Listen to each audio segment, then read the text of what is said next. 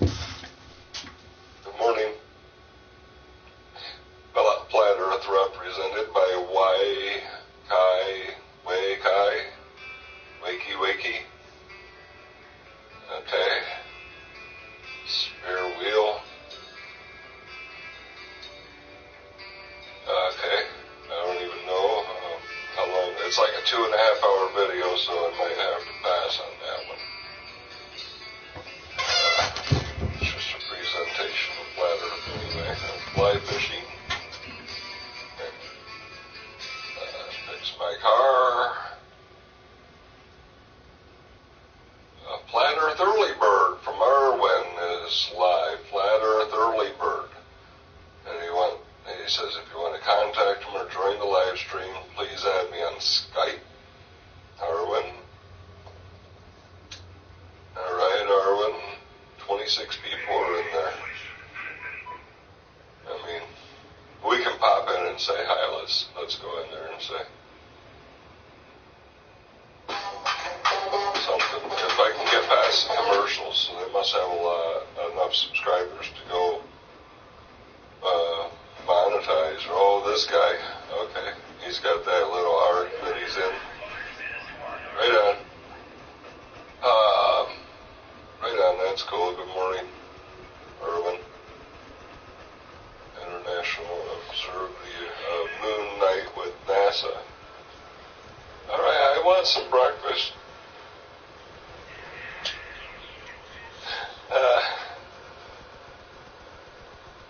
Right, I know I'm just this real tiny channel and they won't even notify you. I had to, we had to text in order for you to know that. That's funny. Okay, so we got it's not nice, but yeah, they're funny. Here's FPV Angel. Wow.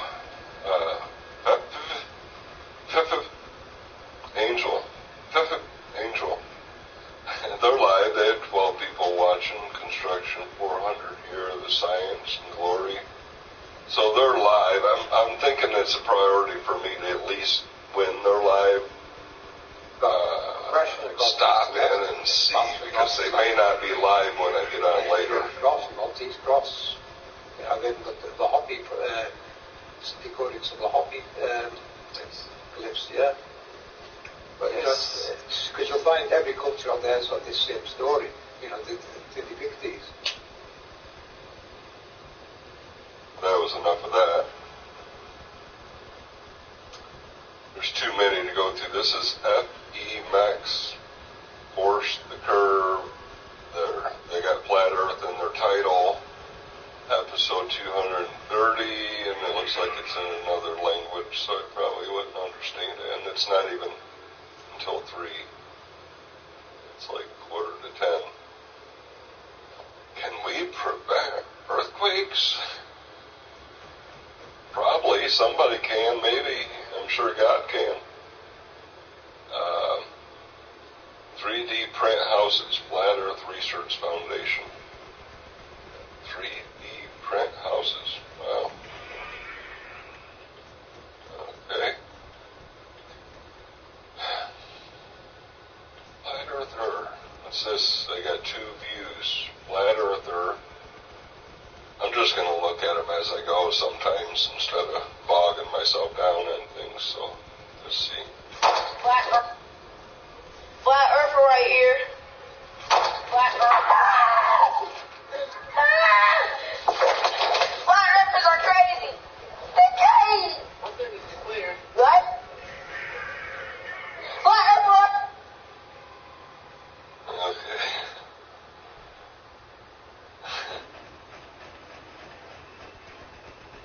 All right. Hey. Oh, look. Hey, what's up? Oh, you like FPV? Come down to Texas, you'll feed me? Yeah, that'd be really hard for me to do right now, that's for sure. I wish I could. I just have to get me some, I'll cook something when I get done here. I wanted to do a Flat Earth video. I haven't done one in a while. much today all day is on my flat earth search. What is from the full description? No. I didn't mean to do that. They must be talking about it in their description, or they're just pushing the Today Show on me. Big Mama Earth. Oh, man. Oh, man. I gotta see Big Mama Earth. And I'm gonna go get a cup of coffee while I'm playing this, because I don't have my coffee with me anymore. Big Mama Earth. Haven't you heard of the Paris Climate Accord? The French are pussies. Hot, wet, delicious pussies. Well, I guess you're going to fuck the earth. You're going to bend it over and ram it right in its G-spot. Yeah, the G's for global.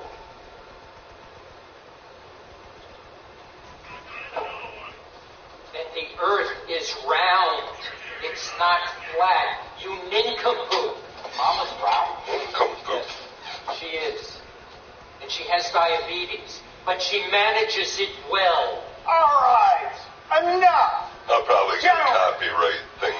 Hopefully they don't kill my stream over watching this. Men. Ugh. Listen, there's a solution here for all of us. Possible to have your cake and eat it too. Or a pancake for you flat earthers, am I right? I have a special guest today. She can answer all our questions, settle all our doubts. You might recognize her from such places as, well, everywhere. Please, without any further ado, let's welcome Mother Earth. Of course, Mother Earth.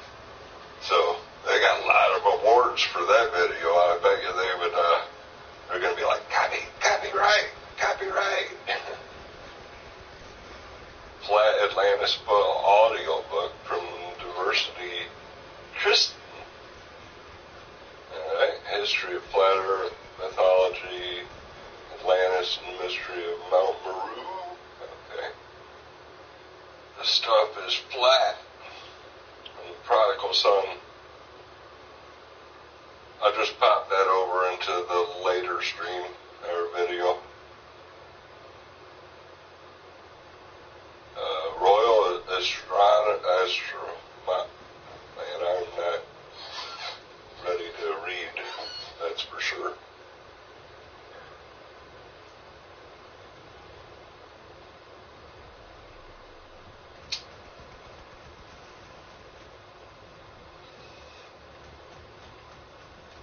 Alright. Does YouTube actually unsubscribe you from Faceless?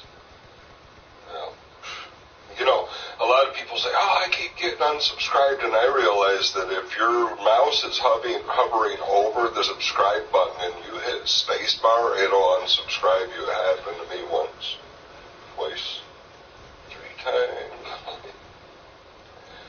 Careers in Space. Ooh, Junior's outreach program for...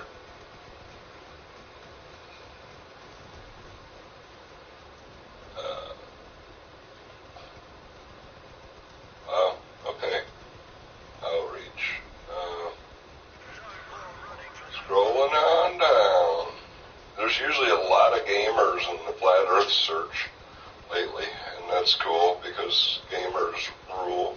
I'm just kidding. Reacting to why people... Here we go, let's watch a reaction of a reaction. We're going to watch a reaction of a reaction about people reacting to Flat Earth. Coffee delivered to your door. Yo, so guys, welcome back to another video. This is a reaction to why people think the world's flat. And on that note, I'll see you next time. That's subscribe. This is going to be an interesting one. I know there's probably going to be a few people watch this who do believe this. I don't, because it's not. But we're going to see, we're going to see why this is a theory for some people. I think it's something to do with people when they're on a plane they look down. And After one day of research, he's ready to debate you. Nice. And I mean, yeah, man, I don't know. I'm just gonna go into this not judging, even if I haven't judged already. But I mean, yeah, we're just gonna check this out. Really, hopefully you're going to enjoy. Shout out to my Instagram and Twitter, links in the description. Those who want to follow. Same for Patreon for those who want to follow that. Also, come on, man, get to it. A lot of Patreon exclusive videos. Oh. You should go to there. So yeah, that's those Catholic. But yeah, Johnny Harris, one of my favorite channels. It's going to be different, really interesting topics. And yeah, enjoy the videos. Go check them out. Hope you enjoy it. If you were able to look at the perspective, since the world is flat, you would see this. There are whole. There's a flat earth here in the first common mile. It's right here in the center. The continent's splayed out over this plain. And here on the edges, you'd run into a 150-foot wall of ice, guarded by NASA employees with guns. And how far that ice goes outwards. And when people try to go down there, they get turned away at gunpoint and put in prison. What? The heavens are a dome that arcs over the flat Earth. The sun, the moon, the stars, they're all... I mean, this would be cool, man. I'm not gonna lie, this would be cool. I think this would be cooler than an actual spherical Earth, but... There you go. He was like, wow. He's blown away within like half a minute. You see that? He was like, wow, this is cool. This is way better than a ball. Just a little... You probably just got done the border of like, I don't know, Mexico and the US when it was all like really like, you know, when they hated each other, like there was potential of war breaking out or something. A kind of conflict between the countries, even though there's not ice on the borders. Maybe I don't know. Balls of light in the sky that move around just above the Earth's surface. There are loads of people who actually believe this. YouTube channels and Facebook pages, you'll see hundreds of thousands of followers. Google searches for the term flat Earth proof over time look like this. It's become incredibly popular. And recently a poll showed that only 84% of Americans agree with the statement, I have always believed the world is round. All the other ones. I always thought the world is round, but more recently I am skeptical and have doubts. I've always believed the world is flat. I'm not sure. What other theories are there? 84%. And if you're 18 to 24, that's more like 66%, which is like dangerously close to half. What is going on here?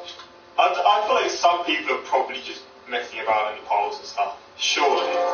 Now the North Pole is the center of a deep ocean, whereas the South Pole is the center of a high plateau, which averages 7,000 or 8,000 feet in altitude. This is frustrating, and what's even more frustrating is every time I try to look into this and understand it, all I see is coverage of like flat earther conventions and like interviews with these people.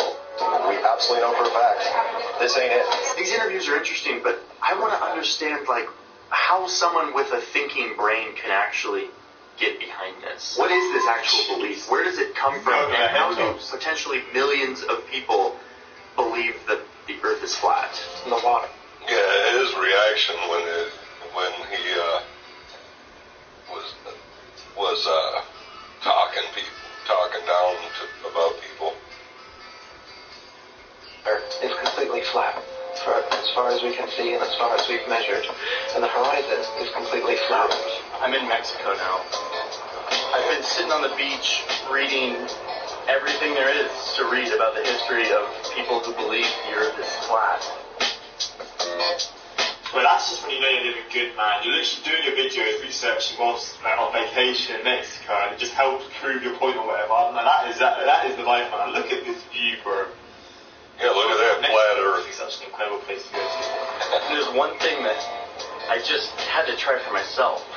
This is a simple experiment that anybody can conduct to determine definitely that the Earth is flat. Grab a spirit level and take it on the planet.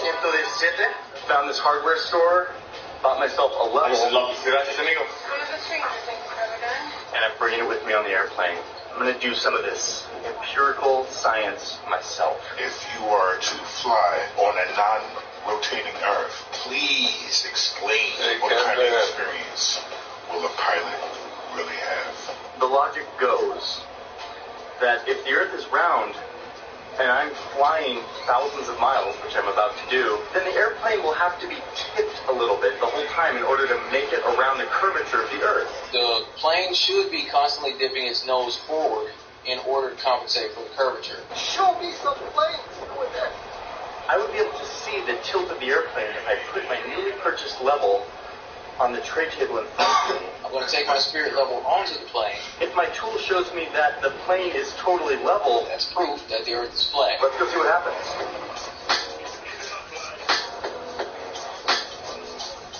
Can somebody explain to me duty-free? Why perfume? Why is there so much perfume in duty-free? All right, that's about all he's getting because that goes up to a commercial. So, yeah, this guy, LAV Luca, he's doing a reaction video. I thought that one was pretty interesting. I'm actually going to put that in the description as a suggestion maybe for somebody to, if they wanted to look at that one, because I'm not going to do that whole video. And if you want to, this is one of the highlighted videos. As a matter of fact, I probably should title it highlighted videos, but maybe I'll do that the next time. Okay, this one's still going. What's this?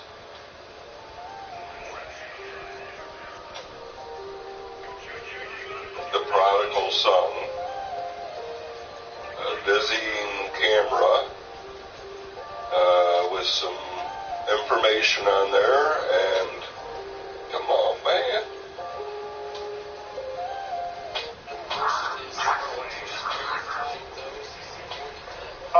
He would have been about 2 millimeters above the surface of this globe. That's his edge of space jump. Okay, just back space plane is on. Signals is on. You got a red light.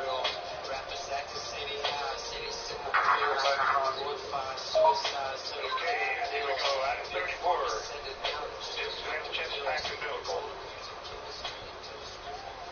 I don't have a problem if he does it, but the honesty of it would greatly diminish what I think people thought he was actually doing. And not only that, they made sure to photograph him standing there with a really wide-angle lens, which curves horizontal lines. So in the photo, you see this curvature of Earth's surface, and he said, wow, he's in space. Look at that. No, he's not.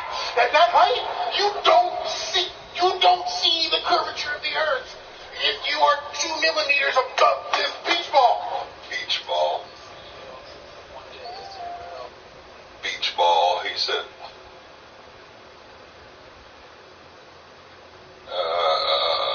Flatter stuff has one that says M. Flat. Used cars. Somebody's trying to sell some used cars. This one says level, part 3 from a professor. Oh, he's talking about Eric Dubay guy from the Little Professor. It has no views. So I'm going to check that one out real quick. We'll see what they have to say quickly. Welcome to part 3 of my response to the Flat Earth propaganda film called Level. If you haven't seen parts 1 and 2, the link to the playlist should be in the top right corner and in the description. With that out of the way, let's begin.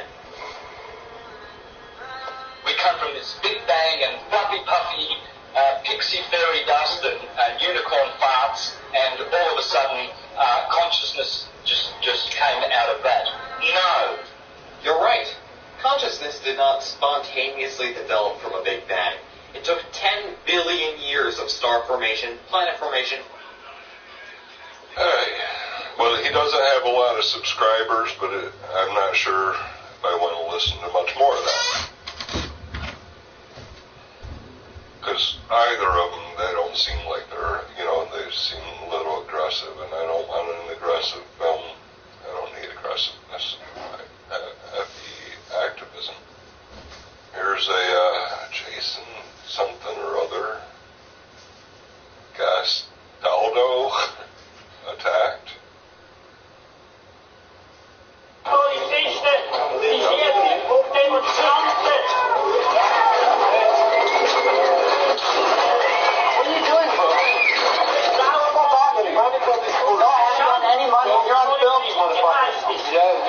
money for the shit.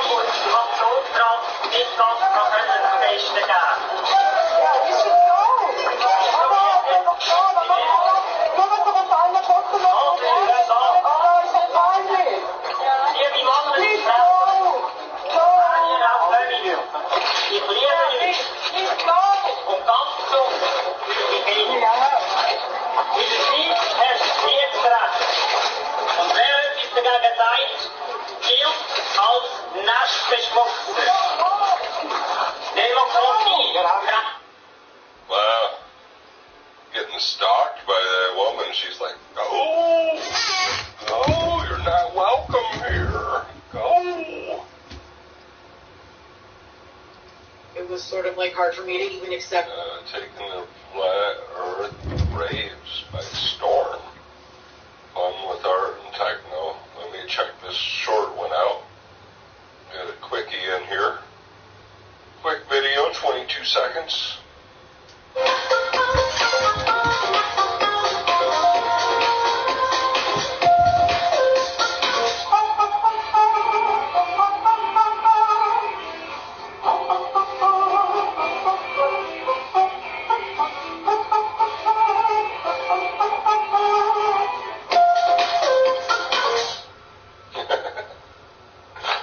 Okay.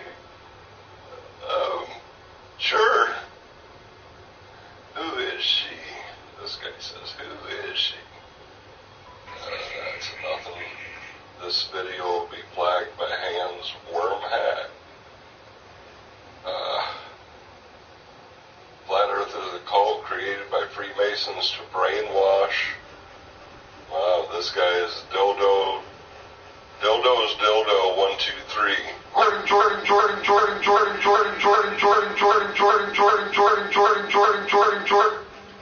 Wow. Enjoy. What?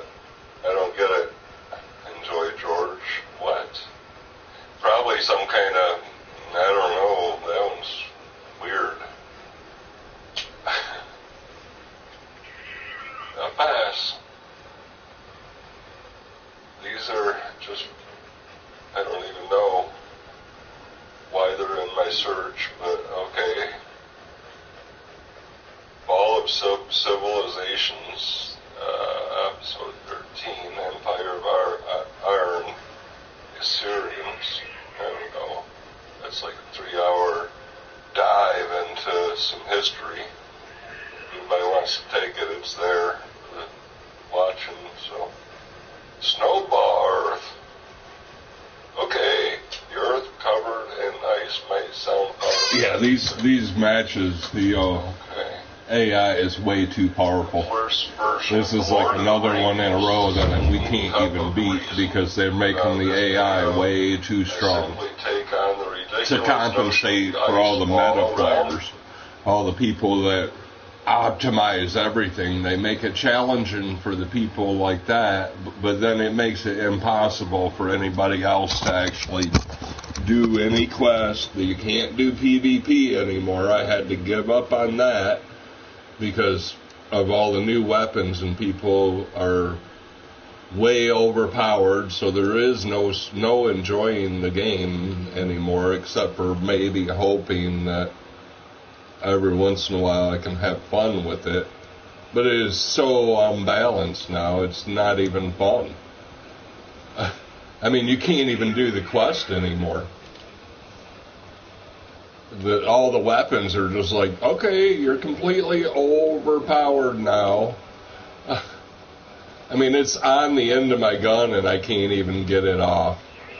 I mean, it's obviously that I was shooting it to get the thing off with it on the end of the barrel. But yeah, it's getting ridiculous. Everything's a fail anymore with this game. So I don't know. They beefed up all the AI in the game. I think they turned the difficulty over a few notches, and now all of a sudden I get like 15 enemies that surround me at one time with like flame weapons and just kill me in like 10 seconds. And you get one respawn, and if you want to actually do these quests, you have to have a bunch of respawn things. So it's like they don't want people to enjoy this game anymore, I guess. I don't even get it. I mean, I really like the idea of the game, but I think they turned up the difficulty, now to compensate for all the meta players. It makes it unpleasant and unplayable anymore. Because you can't complete the quest unless you have one of those super builds, the meta players that pay. Then you might have a chance to complete the quest. I mean, I'm 10,000 item level, can't even complete these with the team because there's just, I get too covered with flame. Like, okay, I can't get away. Oh, I'm dead. As soon as they're all those AI just rush you, and then you're just dead. There is no completing these anymore. And you can't do PvP anymore. I had to give up on that, even though that used to be a really fun part of the game for me. But with the new weapons and stuff, they just totally destroy anything that I can build. And they'll strip out the weapons, or they'll do, the AI, if there's an AI on the side of the other team, that one AI will destroy our entire team. Or you'll get one meta player that'll kill everybody else in the game. One player can solo everybody, and then they brag about it. It's like, look at how OP I am. Yeah, so you just made the game unplayable for everybody.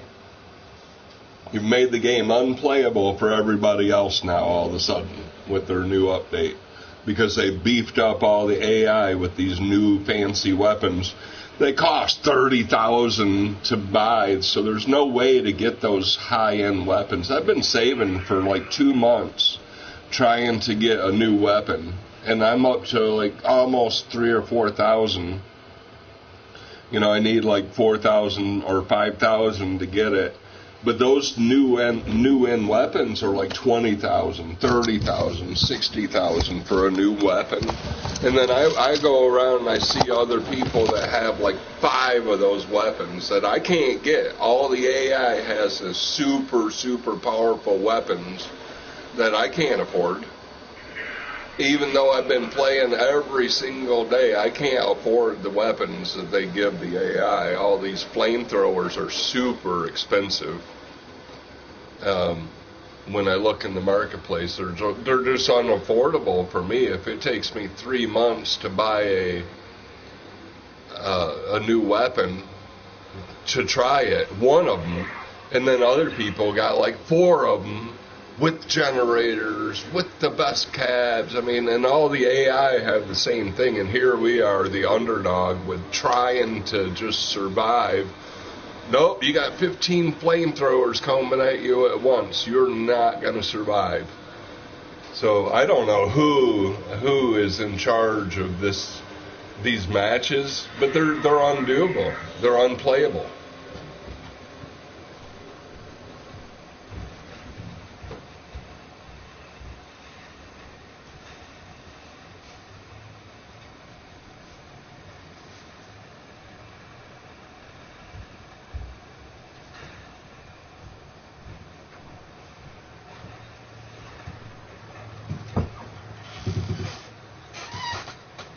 But like most games, they just make it for the people that have money, and then everyone else just for target practice for those people.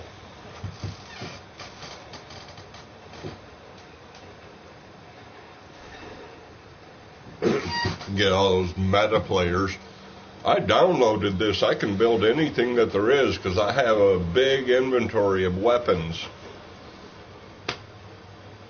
And we struggle just to get one weapon like they have 5 of, and generators, and all the modules, and the great tires that cost as much as all my equipment combined. I have like 15 of those items.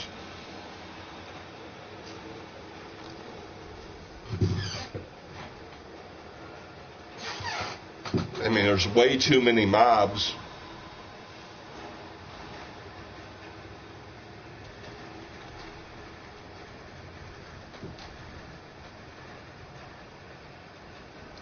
It's like there's 1 or 2 weapons that are effective in the game. Fire and the, what is the other one?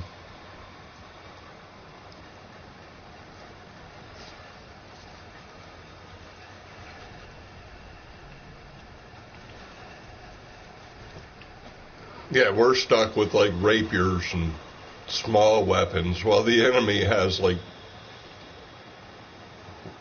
15 cars with double flamethrowers on it.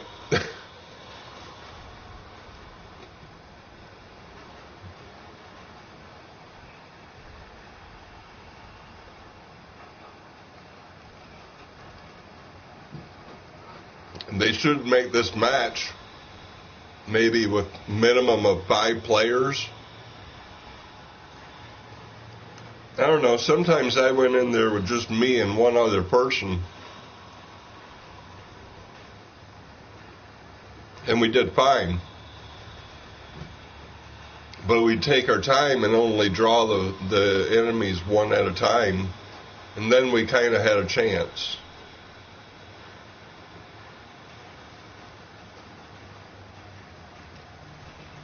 I don't know how you expect me to fight against all those guys. I'll die in 10 seconds.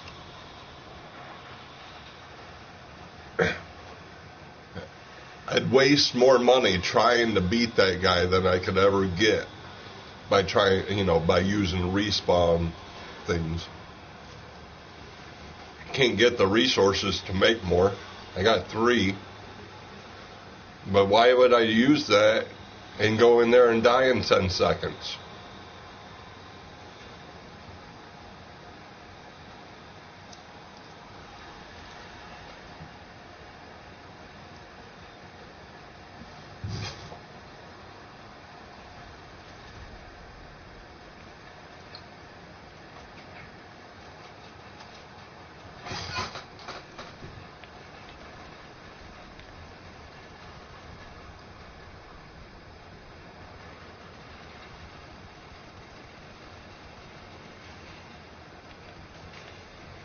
Yeah, there's just too many enemies. There's nothing that we can do when there's like 15 enemies killing you the whole time.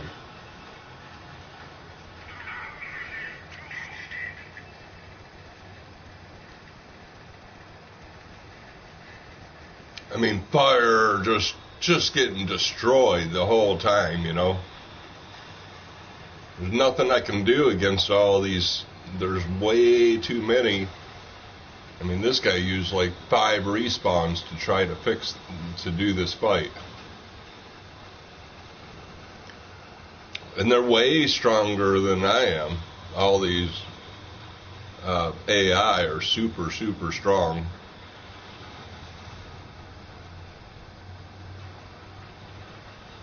I'm trying, I'm just getting destroyed here.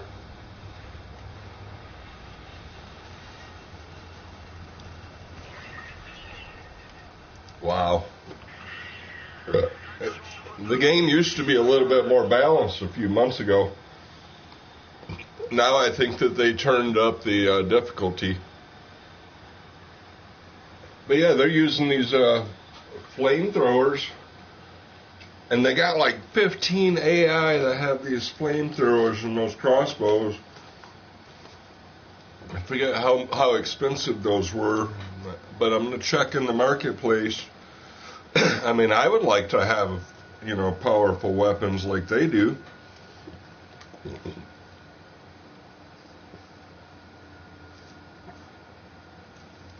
I've been trying to figure out, well, what can I do to make my car better, so that I don't die right away. Put armor in, and then I'm slow. Can't get out of their fire and just die.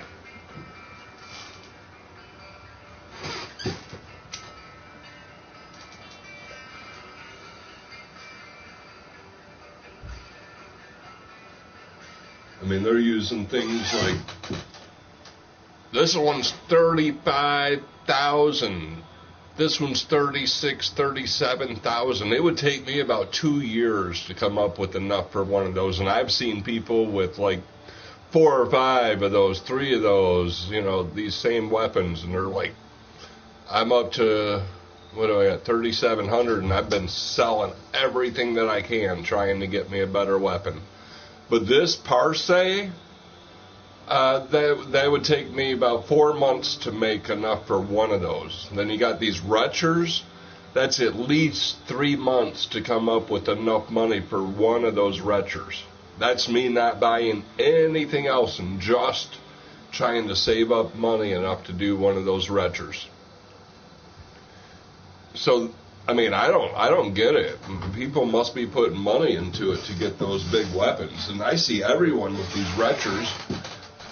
And I couldn't even afford one if I wanted to. I could sell everything that I have and not have enough for one of those retchers or one of these weapons. I couldn't come up with enough money after months of playing. Here's that Draco one. That's 7,000. This flamethrower that they use all the time. There was another flamethrower one. The Fortune 7,500. It's not even the most expensive weapons. I've seen people with like 4 of these Aegis Primes. The Tsunami is like, it's almost within reach. I could probably get that, but then I've seen people with these Sparks. I couldn't afford one of those. So we're stuck in like a lower tier going against people that are meta building to get into a lower item level with a greater, a real powerful weapon, but they're going into low item level places so that they can just destroy you in PvP with weapons that you don't even have access to because you're struggling to get to that item level and trying to build as strong a car as possible, and then you come across some person that has all the money and has all kinds of weapons that you only wished that you could have, and you have to try to fight them so you can get money enough to buy another weapon, and the only thing you're doing is putting more money in their pockets, because they even put gas tanks on there to collect extra money. And if you were to dare to put a gas tank on yours as a beginner at that item level, you'd get destroyed. So you're having to go against people that are able to build whatever kind of car they want while you're struggling to build a car at all. So it's just a weird imbalance in this game. But it's in almost every game. pay to win. This is definitely a pay to win. I mean, I see all these harvesters are super expensive too, and I've seen these generators are like super expensive too. I've been trying to save up for one of these hurricanes. I thought that would be nice. Sometimes I buy a weapon, I save up, and I buy it for save up for months, and I buy it, and then I get it, and it's like, well, that was a crap weapon. As soon as I took it into battle, somebody else knows the weakness of the weapon, and they exploit it, and then it just becomes useless to me because I'm trying to learn the game. I'm trying to figure out weapons that I like, that work for me, and that's what I spend all my time doing, is trying to figure out how to get a weapon that's okay, that these other people won't just shoot off, and that I can actually have a chance in battle with. Now these incinerators, catapults, those are pretty cheap.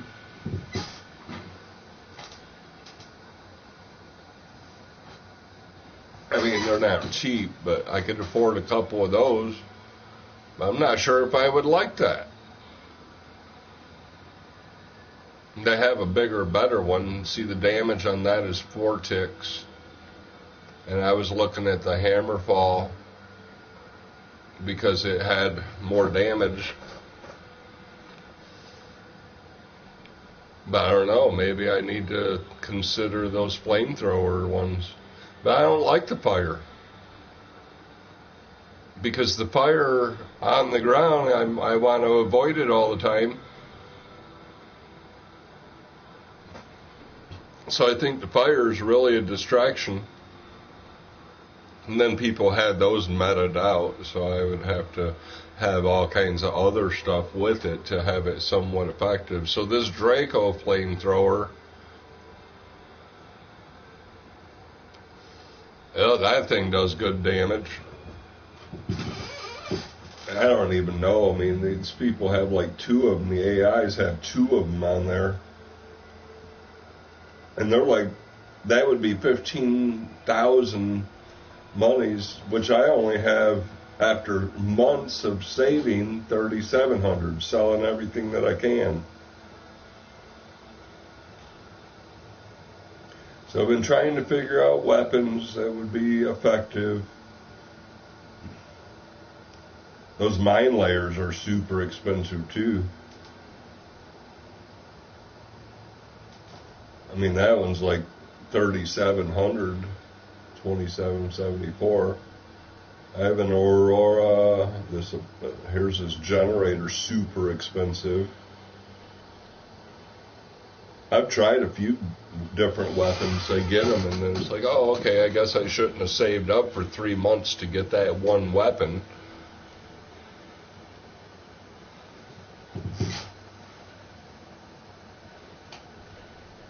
I don't even know what weapons are really good or what weapons aren't until I try them in battle. And they don't let you try them in battle. I mean, you can go in your garage and you can walk around your little testing area and shoot against targets and stuff, but that isn't really a good test.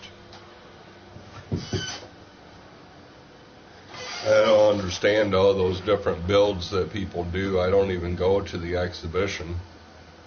I don't even know much about that exhibition.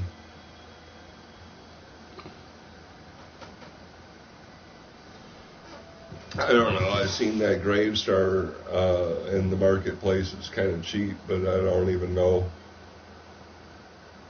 I've even tried to watch YouTube channels to try to figure out a little bit of what weapons are good, and all. They got everything, so it doesn't matter what I see on their site. They're way beyond me with their amount of items that they have available to them. I've tried the blockchain. It's so slow, short range, still wins slow. It's too big and bulky.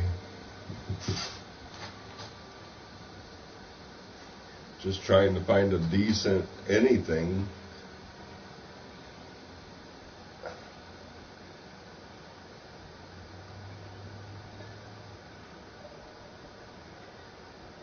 I'd love to get a new cab, but I can't afford it. That's like another $8,000 for the cohort to get me a better cab.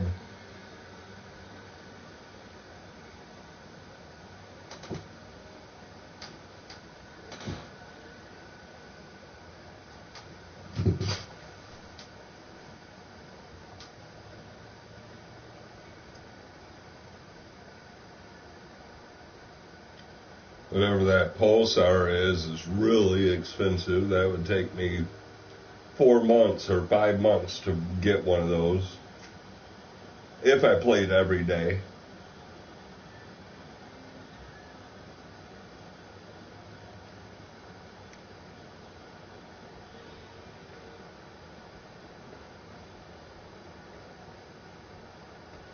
I tried that elephant cannon. I thought that would be cool. I saved up for a while for that. It was just too... Everyone just destroyed me in PvP, and it was no good in PvE, so I just had to get rid of that. I wasted all my time because they keep giving me a quest to use a cannon, and I'm like, well, okay, I'll try it. And I try to build something with a cannon. I've even bought one of these other cannons thinking, well, maybe that would be better, but I can't figure out the cannons, which ones are good or not.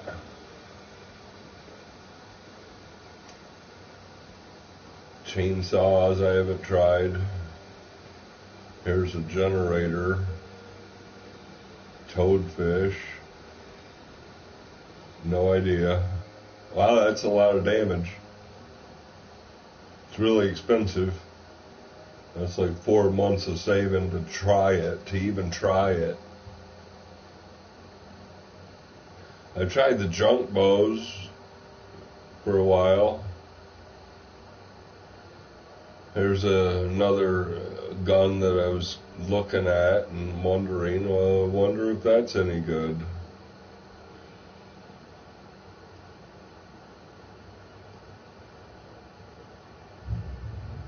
Then these power units, I don't even know. I don't understand what this is about. I guess it's for a specific weapon. You put that on and they boost those plasma emitters or something. These are only one-hit wonders, so you get a boomstick, it's one, you can use it once. So I think that's a useless weapon. These summonators, nail guns, I don't know about them. The range is really low, so, and the damage is, the durability is low. So I didn't think that those would be that good. The weapons get shot off so easy.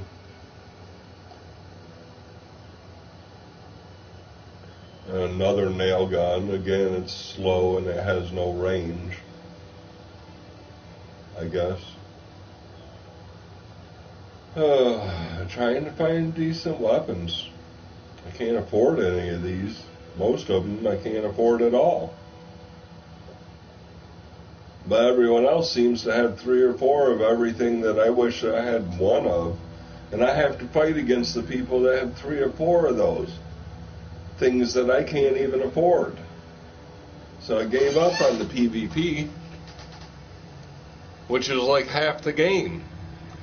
Until maybe I can get a little better weapon, I guess. I don't even know what to get. I'm about giving up on this game. Can't figure out which weapons are decent. And everything that I go into, it's uncompletable. And I keep buying items only to find out that they're no good. That somebody else knows the weakness of it and they just strip it off my vehicle, or they just avoid it, or whatever. I used to have fun with this. It was actually pretty fun when I've been playing this for over a year.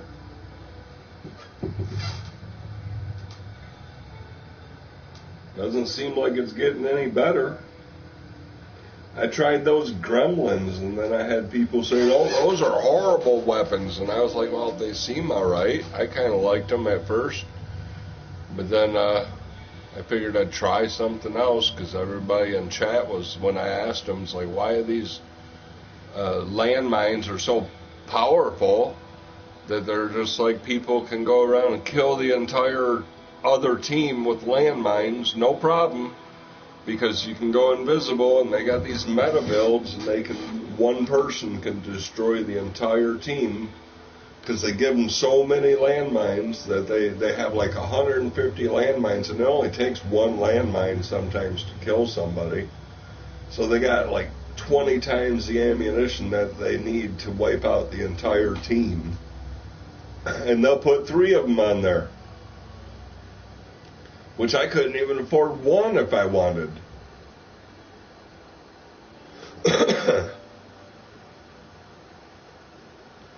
Thought about trying this machinist cab. I thought it would be nice because I wanted to put more armor on, and this one's got an armor bonus, but then that cohort looks like it's a little better. So I was thinking, well, I'd get that, but there's no way I can afford it. It's so expensive, there's no way I can afford it.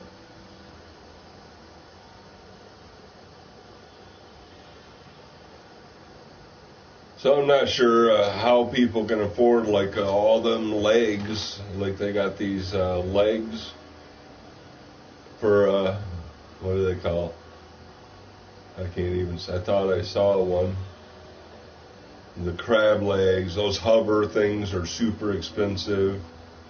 But yet I see people with like 10 of those on their car, and then they have those really, really strong weapons. And they have these challenges, and you go up in levels with them, but all the rewards are unavailable. You can't even get the rewards if you're not paying them. So here I am, I'm getting all these, but I get nothing. No, you get free weapons if you pay for it. I mean, they literally give them free weapons.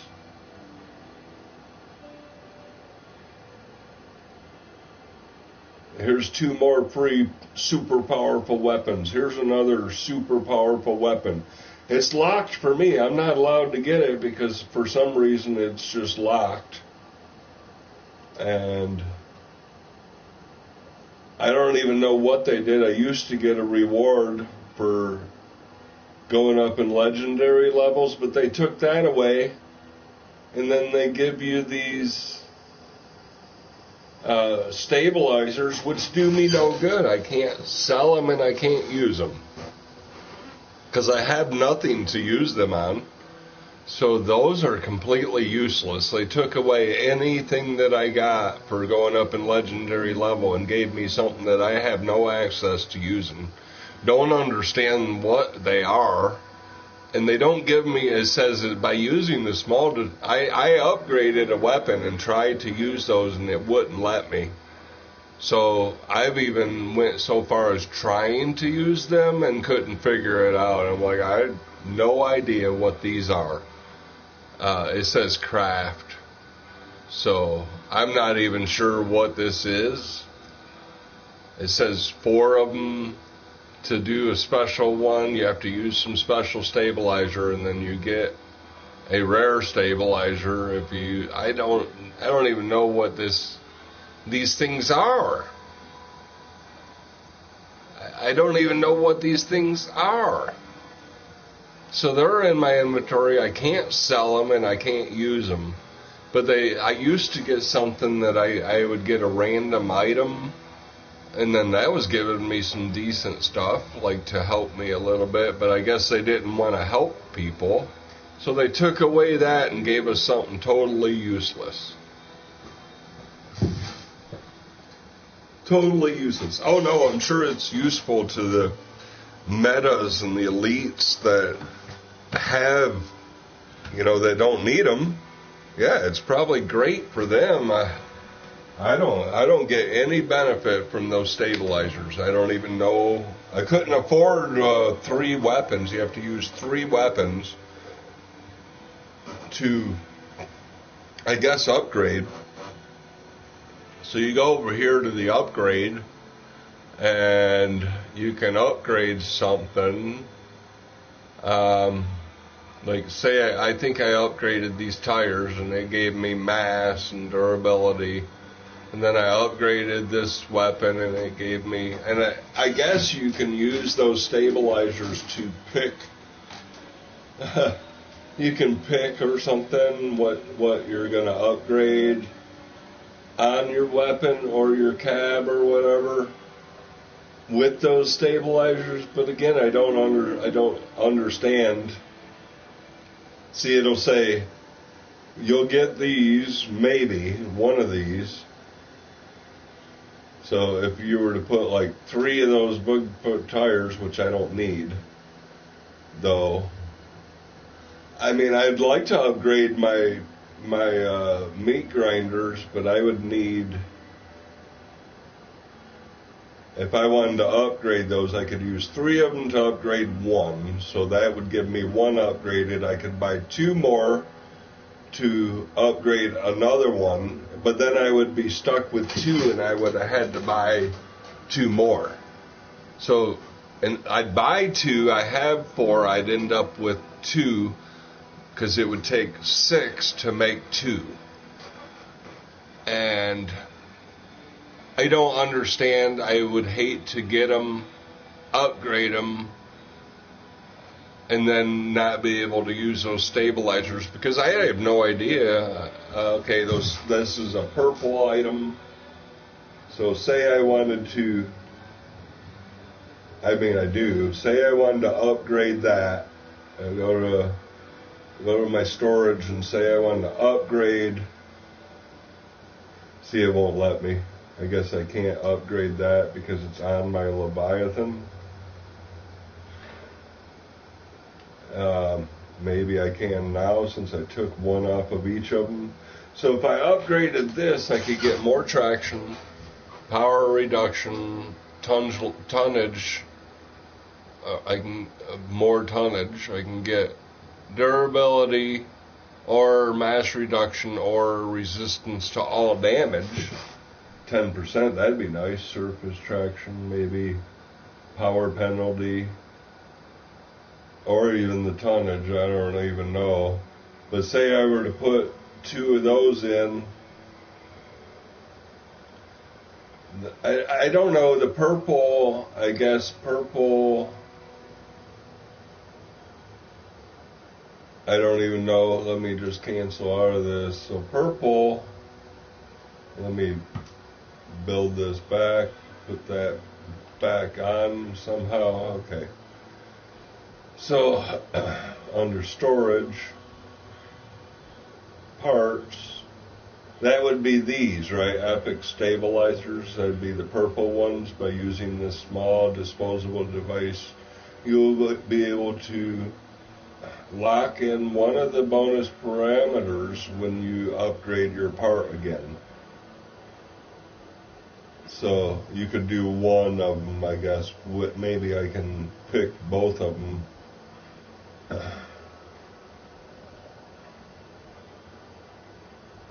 So if I wanted to buy a couple of those, I could upgrade, but then I'd have to downgrade my car. Then I would never be able to sell them.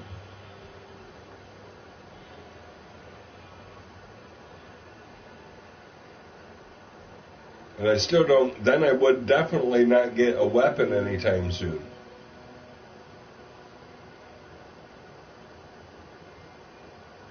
And I don't even know about these. Maybe I don't even know. I don't even know what to do.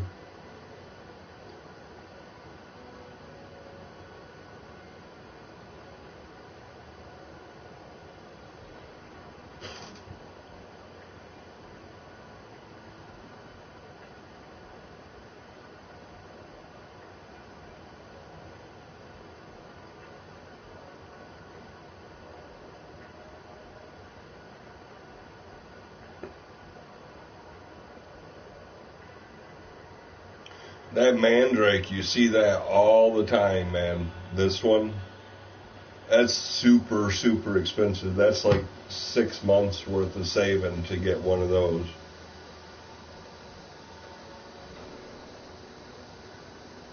Eight power points, so it's pretty demanding. on power. Then you'd need a radar to go with it.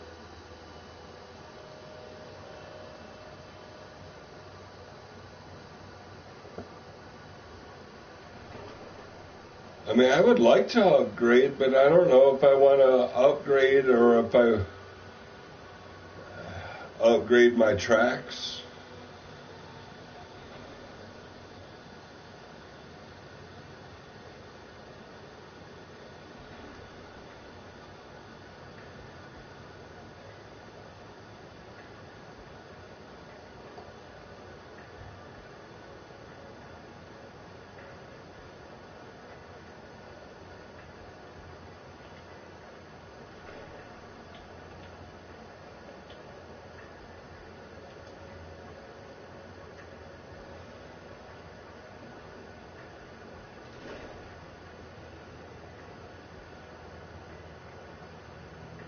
But then I couldn't get 4, I'd have to buy 2 more just to replace those, and then I could, upgrade 2 of them? Unless I could buy 4 more. And if I bought 4 more, I could upgrade all my meat grinders, and I would never be able to sell them again, and then I would use up all my money that I have just to be able to upgrade those. Now my son, he has a car, he likes regular tires. He just likes regular old tires because it's faster. So there's that. There is these Omni wheels. I kind of thought those looked pretty cool because I like going sideways with the meat grinders. But they actually do damage. So if I wanted 4, I would have to get 5 more of these. I'd have to have 5 of them, which isn't, I don't have enough. So if you want to add funds, how do you add funds?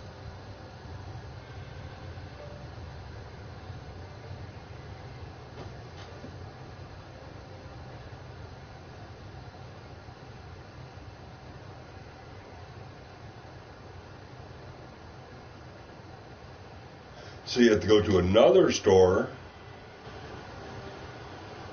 I'm just curious how much these cost online.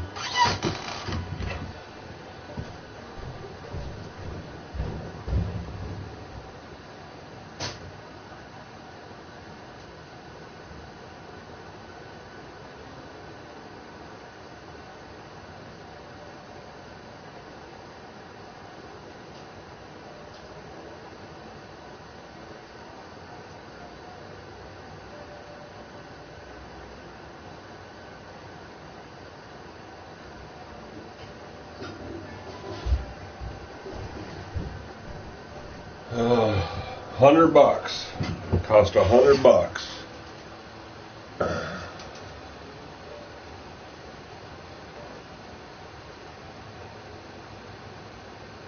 Is that all they sell? Crowns?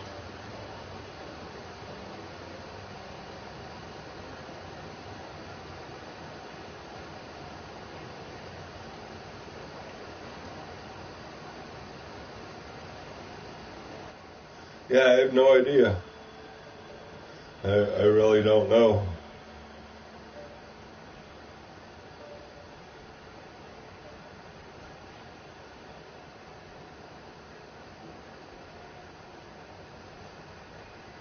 Yeah, I don't know how to get this stuff. I don't know what this battle pass is.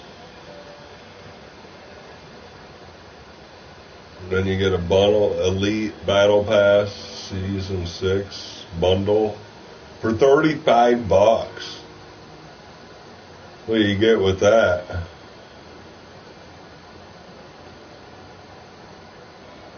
I'm not going to buy it. I don't even know what it is.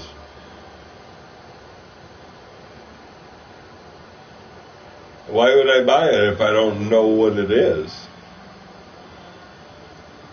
It don't even make sense.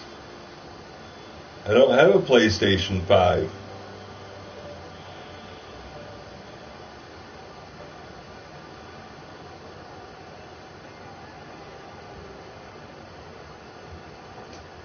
Okay, the battle bundle includes access to all additional rewards of My Enemy Season.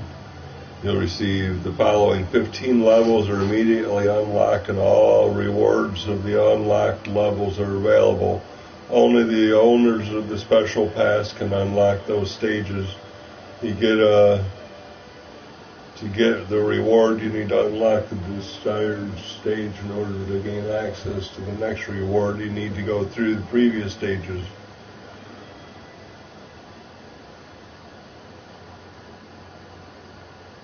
I don't even understand what the Battle Pass does. It just says buy it, but it doesn't tell you what it is. So what, you get special weapons or something?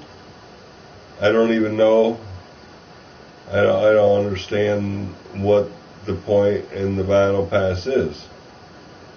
Besides to get the rewards of that season or something. Why would I buy something that I don't know what it is? So to buy this season, to get what? $10 to get these rewards? So you go here and you get all these rewards if you give them $10.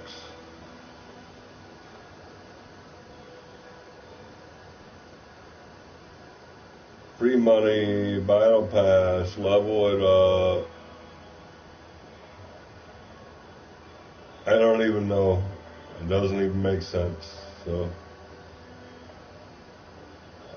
oh, I used up all my fuel? I think I'm going to build another car.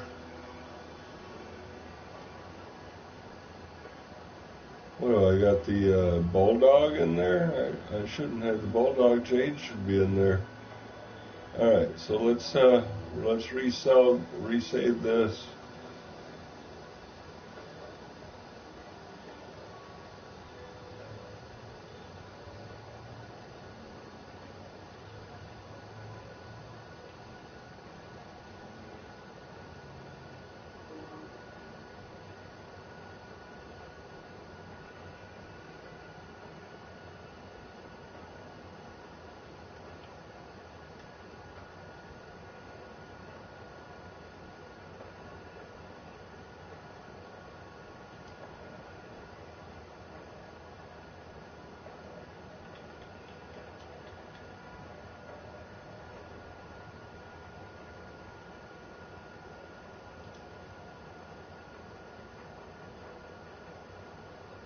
Alright, so let's go ahead and clear that one. We're going to clear that one, and clear that one, and clear that one. And I'm going to go to this one, and I'm going to make a new one.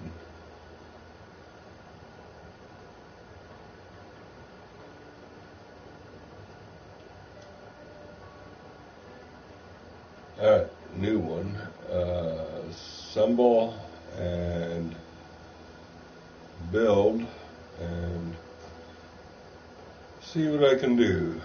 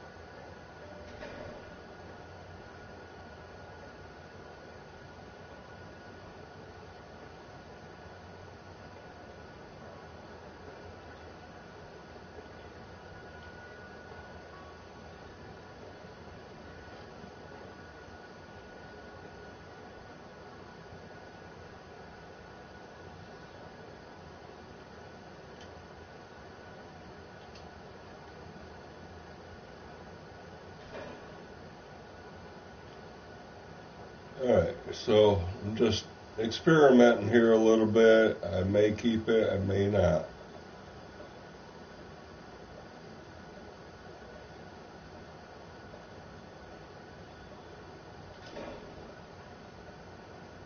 Not quite sure yet, I'm just messing around.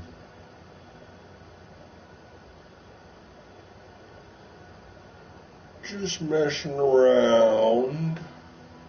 I like the Aurora. I like the Storm, and that leaves me with 3. I usually like to put a couple of these on here.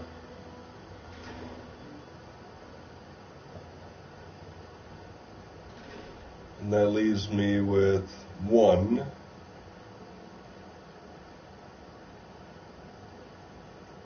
We'll take that off, and we're going to switch this around a little bit. I'm thinking this up here.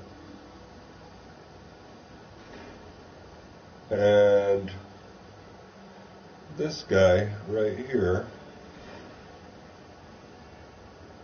with raising this up just a little bit.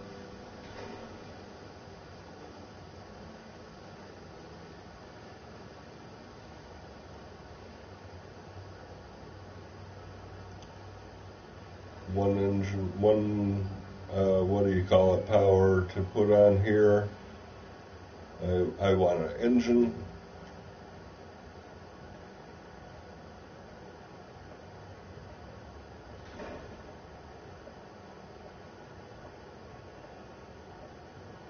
I'll push this up to the engine. Level that out. That's alright there. Maybe I could make this a little bit longer, and we'll put in a 6x4.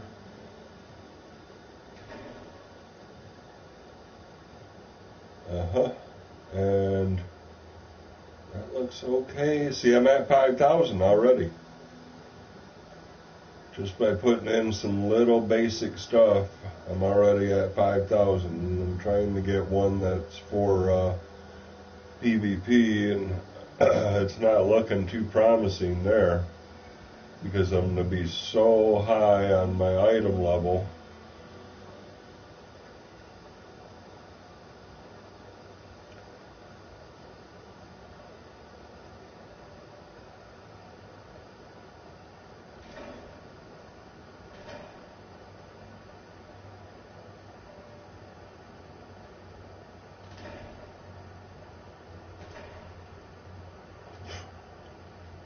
Alright, a little bit of armor on there anyway. Not a lot. I need to put something back here. Ooh, what's this?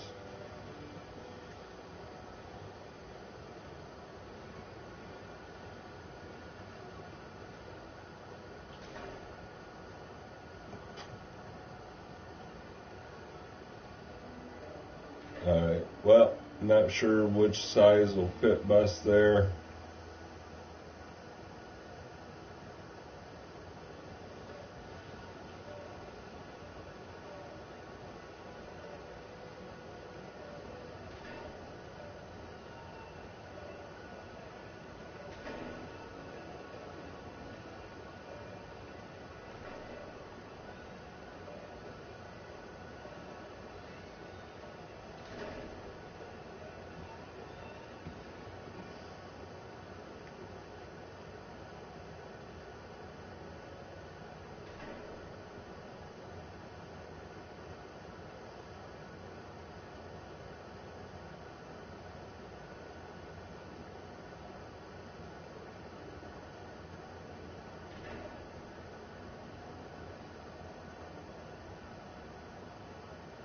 Why can't I move that forward?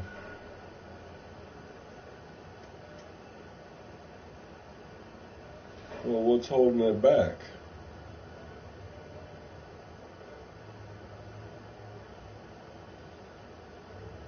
Alright, so let's try.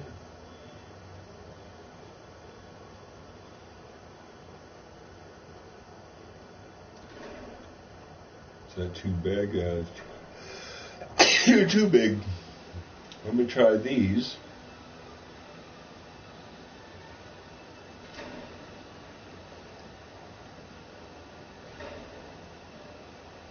That looks alright.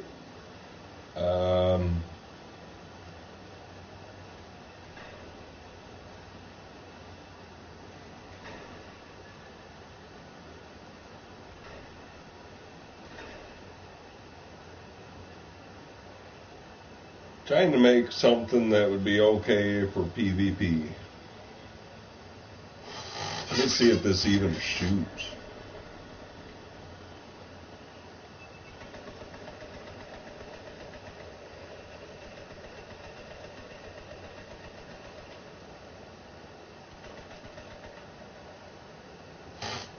I think that's okay. So let me see about a little bit more armor.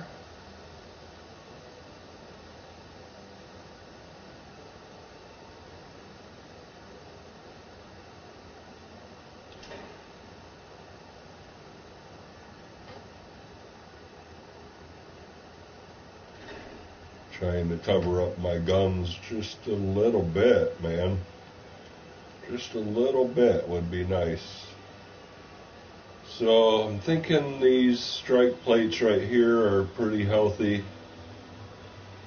armor. Trying not to get too high in my item level.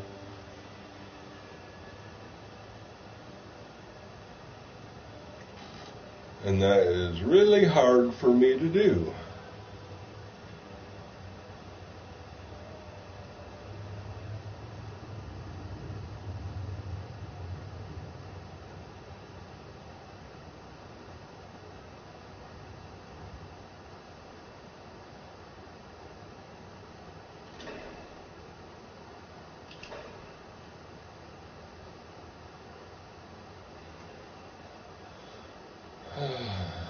Let's see.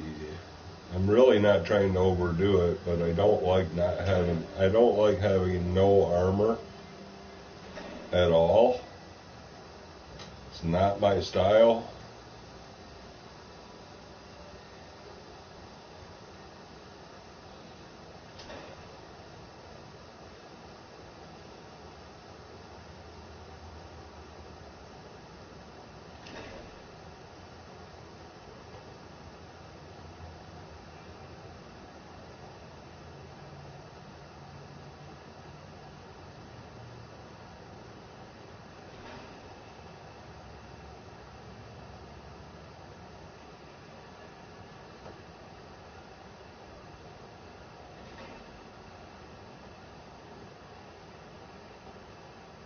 I don't think those are good like that.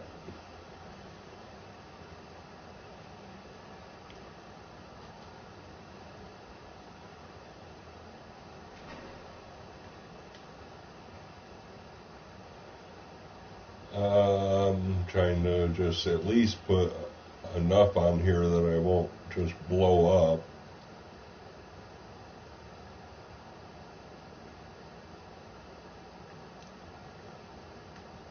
I think one of these on here might be good.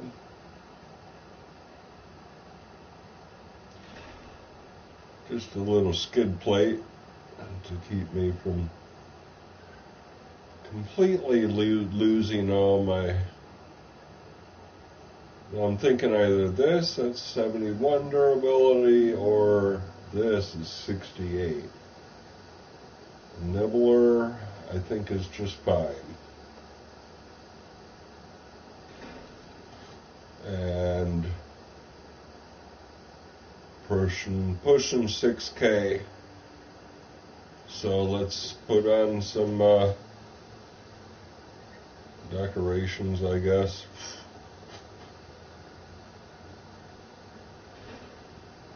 And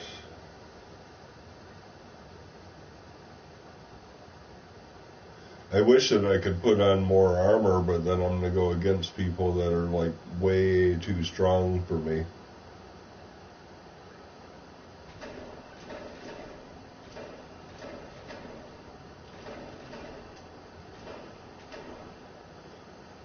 got the reputation.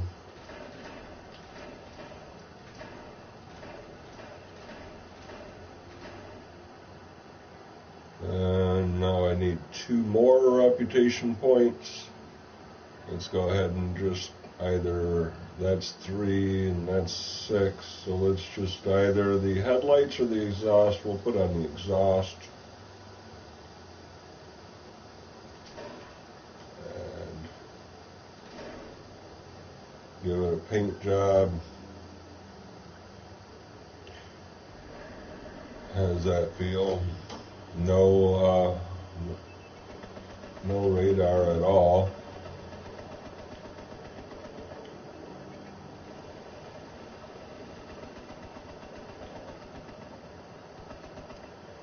Let's go ahead and try this. What do we got left on our weekly, I mean, regular challenges? I still don't have my scrap metal. Still don't have the batteries. Let's try for the batteries. I mean, if I can do well in the batteries, that would be good, because that's a lot of those engineer points, and that still gives you an item.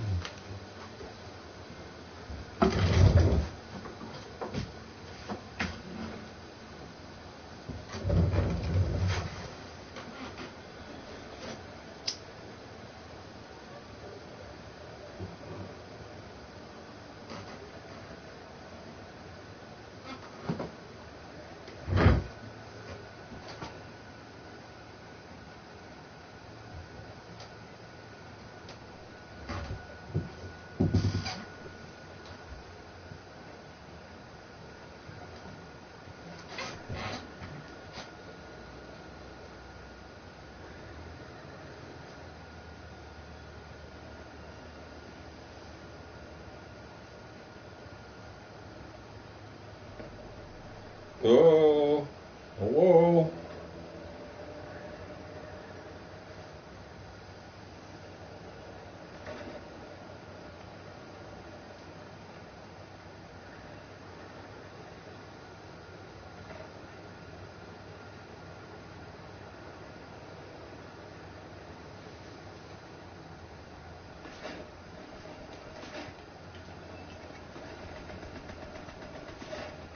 I guess I'm going to be left alone.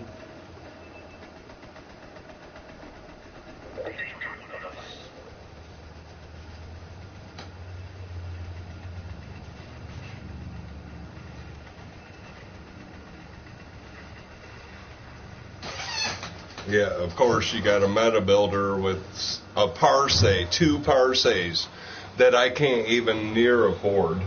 But yet they're allowed to be in an item level that's much lower and just destroy people like me because they have epic weapons. Their entire team destroyed us because of one guy has super-powered weapons. They shouldn't be allowed in a match that other people don't have access to those same weapons. It's just ridiculous. That's ridiculous. I mean, they just come out with one super powerful weapon that's low item level, and then they'll build these meta builds that have the super powerful weapon. They don't even need armor. They'll one-shot you. It's like, oh, you're dead. I see you. All I have to do is look at you and you die. Ha-ha. Ha-ha. Probably the devs are the ones playing, or all those YouTubers that have all the items in the game, and they totally wipe you out. I mean, I was even with my team and got just took out instantly. Our whole team got wiped. Again. The only chance you have is maybe you'll get on a group with one of those guys, and then maybe you'll actually get a quest done by getting carried by people. It's not even fun when you can't have a chance. I mean, you gotta have a chance. Not slim to none. I mean, I just built a pretty nice, solid car, I thought, but no. Just totally, I can't find my team. What do I have? 2 AIs with me and that's it? Everyone else is holding back? No, got 2 AIs here now.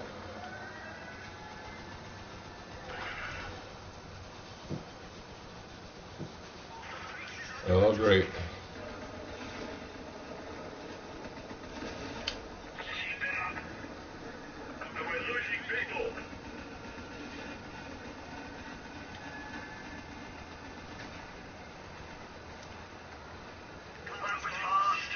I could use some help.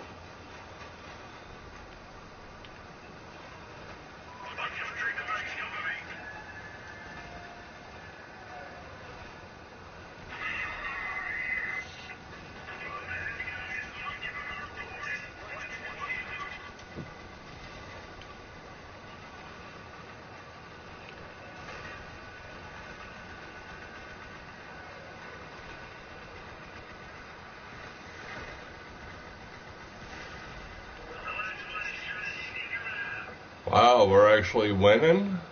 Wow.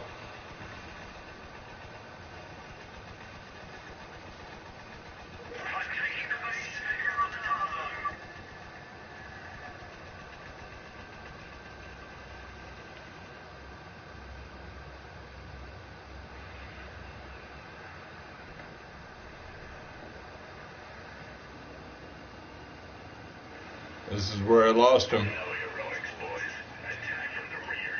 He's at B.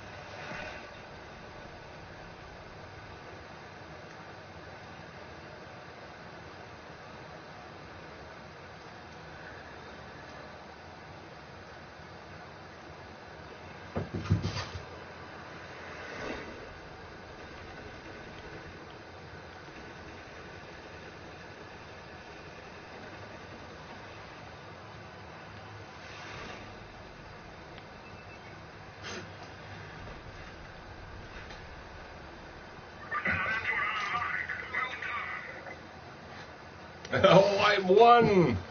I got BBP, MPD, DPS. I got it. I was the winner of that match, finally. I wonder if the devs stepped in and put me in a decent group all of a sudden. Thank you.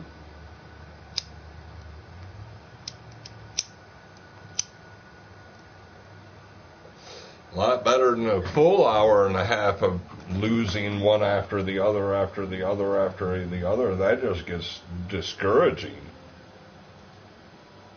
If you can't ever win at all.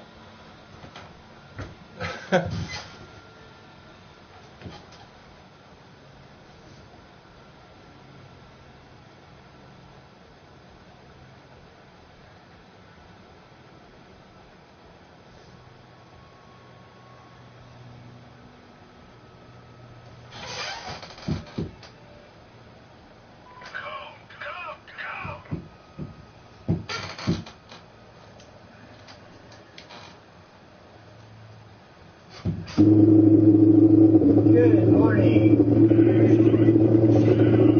So, something that I realized last night, I was watching or listening to Take on the World TV channel, and it was an enclosed cosmology fellowship channel was on there. They were doing like a tribute to calling in and writing in and giving their testimonies about how Rob had, played a role in them coming to the truth. And this one woman called in, and as she was talking, I was realizing how callous I've become, and almost like a little bit heartless without realizing it.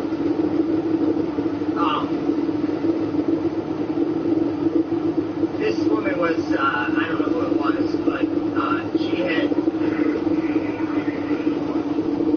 was calling in just saying that Rob had... Oh, there they are again. You got the OP people with the super weapons again. Destroying our entire team again. Had one good match in the last hour and a half where I actually had a chance. You helped me find the truth.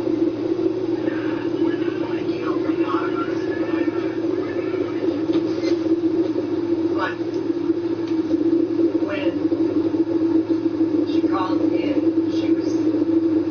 sounded like she was like in tears. She was saying how, I think she said she lost both of her parents last year, maybe. But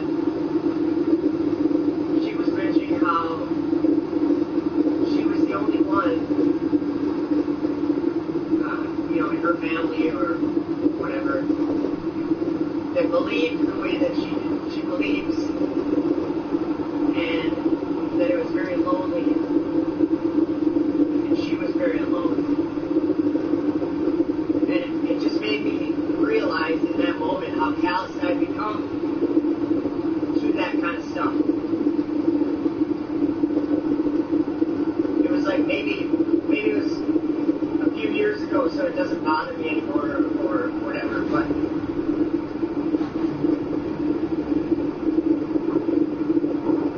it is a very alone thing. It's a very, to see the truth. I'm talking about biblical cosmology. The truth of the Word of God and the truth of His creation.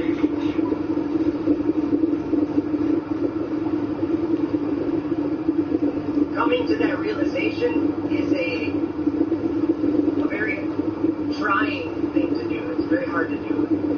And I don't want to downplay it because there are a lot of people out there. A lot of people who have gone through something that's quite difficult to make it through. It's actually like very hard to make it through. And the reason why it's lonely or why it feels like you're alone is because you are alone. You've been made a witness to the truth. The Son of God has made you, He's called you to bear witness to the truth and to let your light shine. And He even already told us that we'd be hated in this world for it.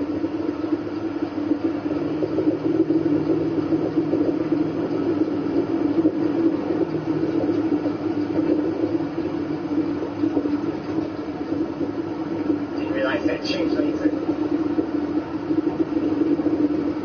But He did say some things that can give us strength.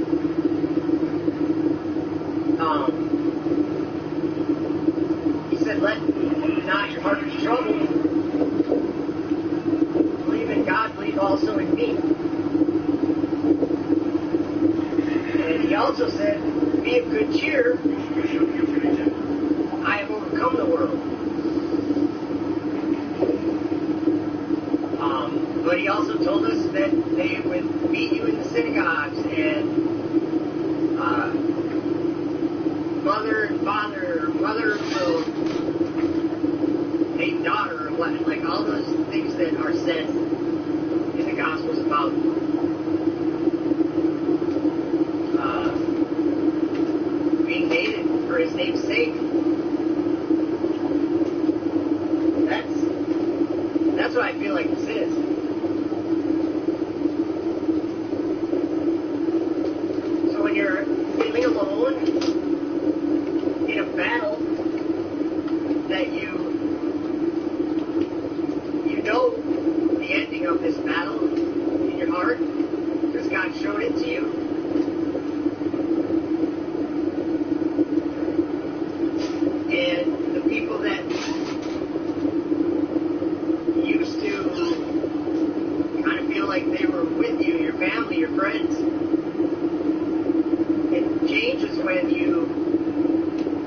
them about what you believe. And everything happens from there that's crazy. I mean, people, like weird things happen, and you know, like people accidentally, like butt dialing your phone and leaving a voicemail when they don't realize they are. This happened to me a few times over the last 5 or 6 years, where someone will, you know, accidentally call my phone and I won't answer or whatever, and it'll leave a voicemail. And so I go to check the voicemail, and a few times in these few years, the person on the other end was talking about me to someone else while they accidentally called me and left a voicemail. And you hear the things that they say about you, and you hear the things that they think about you, and it makes you realize you're very alone. But very alone in this world, but you're not of this world. Things in this world will fade away. There's a kingdom coming that will never fade away. And that's what this is about. That's what truth is about. We're coming to the end of the age, and God wants everyone to repent. And that is why you feel so alone. Because you've been made to bear witness to the truth, and you have to let your light shine so that other people in the house can see where they're going. That's the whole point. So just remember that however hard it is right now is what you were formed for. You were made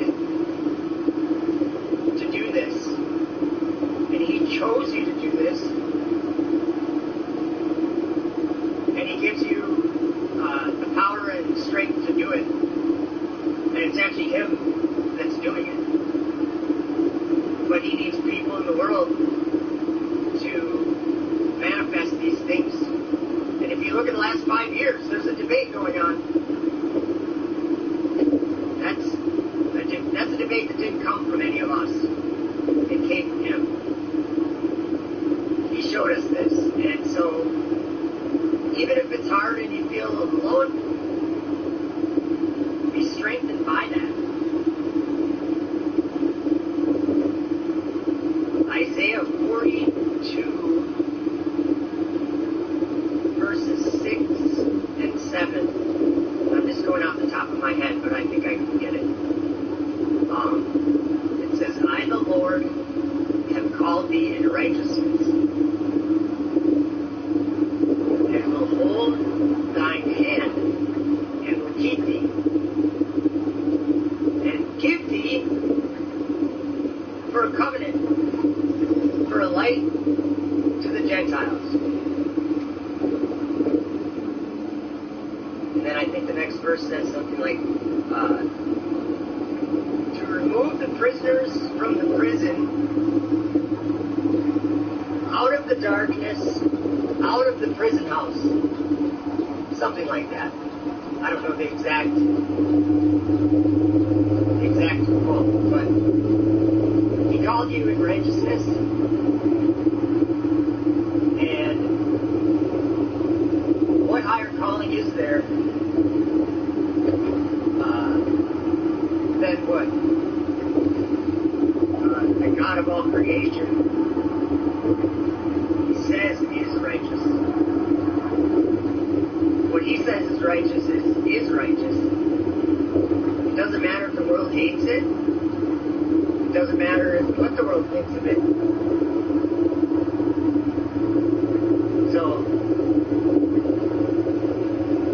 and that woman on the phone, or on the call last night, or whatever, on that Take On One TV, she kind of like broke my heart again. Made me rethink these last few years and just realize that we're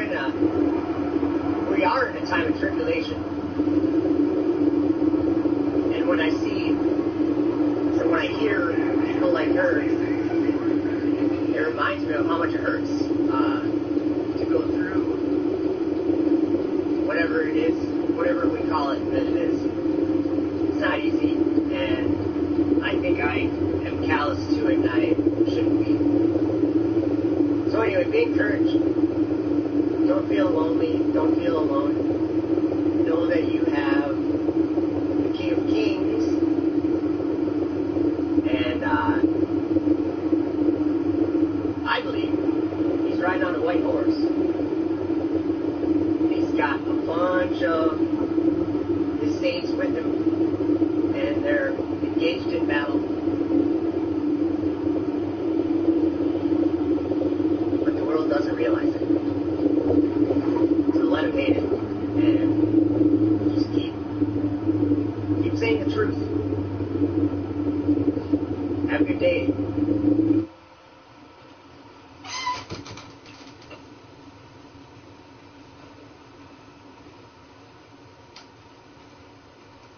It's hard to believe that Mint Mobile can be good at just $15 a month. So, as Mint's new owner, I brought in one of our first and oldest customers.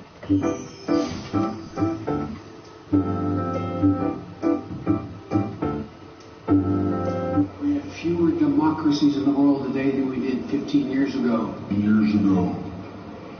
Damn! Fewer. Not more. Fewer.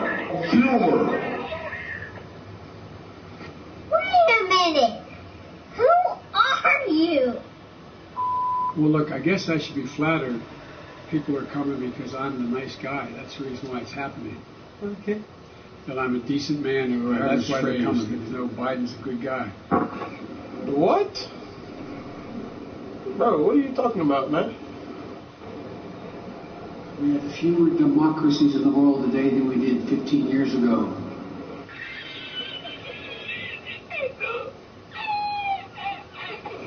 Fewer. Not more. Fewer. I'm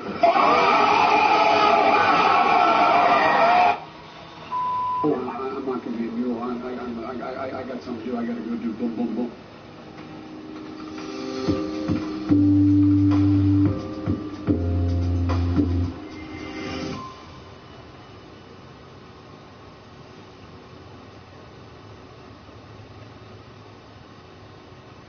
It was great here in the free state of New South Wales to meet so many of you who were out celebrating Freedom Friday at the pubs this past weekend.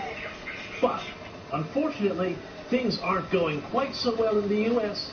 for Joe Biden.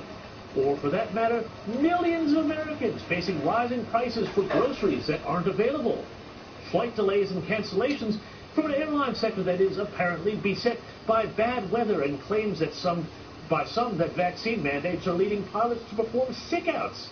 And, of course, they've got a transportation secretary who's been off since mid-August on maternity leave while America's supply chains break down. And, indeed, Americans are beginning to start to notice that the boring, normal guy that 81 million of them voted for to save them from the chaos of Trump is looking pretty chaotic himself. The latest Zogby poll has Joe Biden's approval down to just 36%, with pollster John Zogby saying the president's administration is, quote, sinking like the Titanic, which, of course, experts said was unsinkable. So much for experts, I guess. Anyway, it's not just ordinary Americans giving Biden the flick. Even big-time Democrats and former Obama administration officials are unloading on old Joe. On an episode of 60 Minutes set to air Sunday night, Barack Obama's former defense secretary reportedly says that watching Biden's debacle in Afghanistan made him, quote, physically sick. And if you thought prices were going to get any better for Americans, and incidentally, this is something that's going to hit Australian shores too, trust me, no dice. Former Obama economic advisor Larry Summers says a, quote, woke Federal Reserve is going to lead to prices getting out of control. And even as Biden keeps pushing a $3.5 trillion, that's trillion with a T, spending program that will pump so much cash into the economy and devalue the dollar so much it won't be long before Americans will be rolling a wheelbarrow full of Bitcoin down to the shops to buy a loaf of bread. That's not all. A former Obama administration ethics official has also teed off on the Biden administration for ignoring questions about whether people paying upwards of $75,000 for Hunter Biden's crack doodles might, shock horror, be trying to skirt the rules about buying influence with the president. Who knows? Anyway, at least Americans have one thing going for them. They have an administration and a president who is committed to answering the tough questions. Thank you very much. Thank you.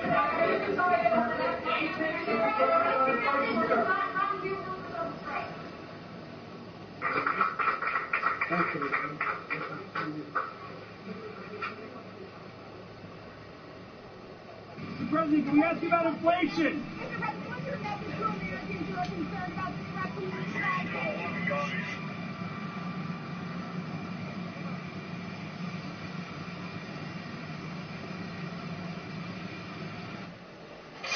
Mr. President?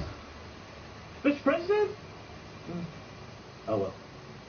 Guess what can answer that question? There's a 90% chance your phone is already infected with this.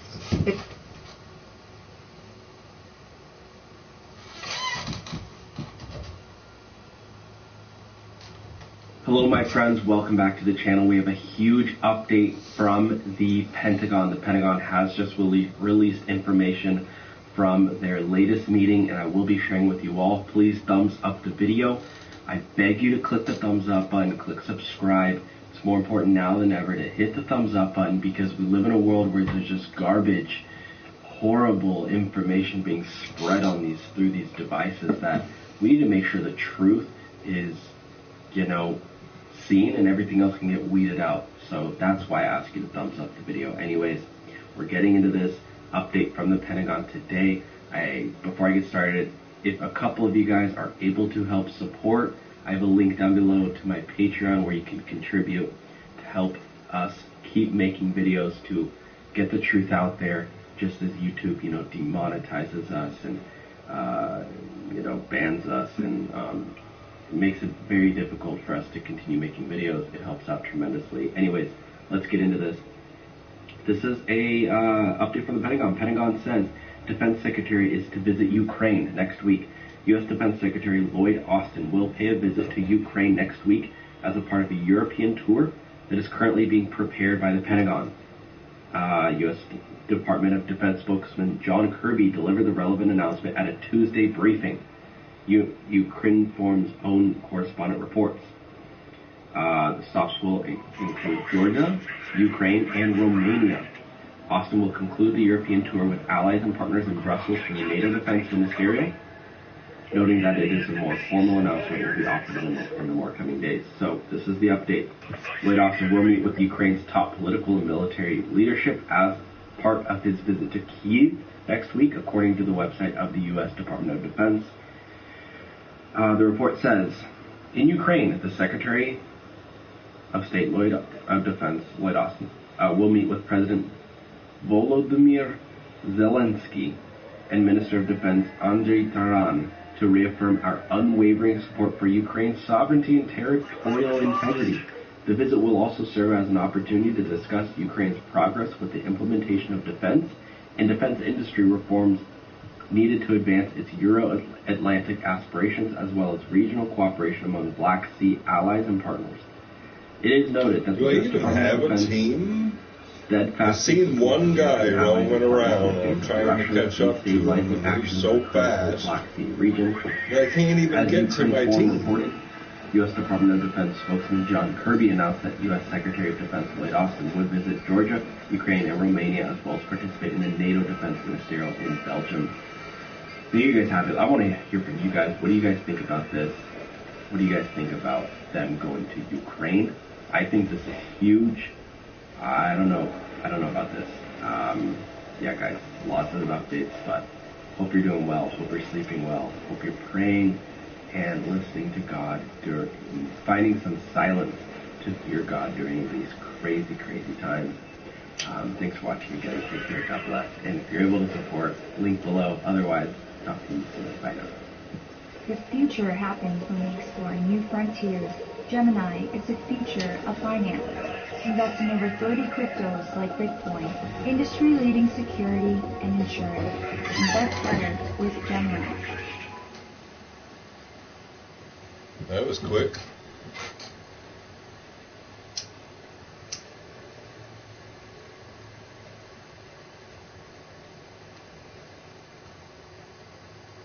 That was quick.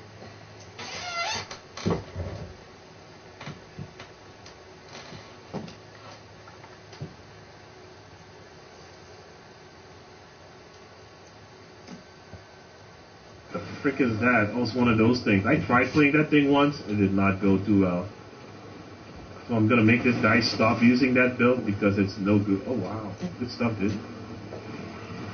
Oh my god, he actually got me. He got me with that stupid build.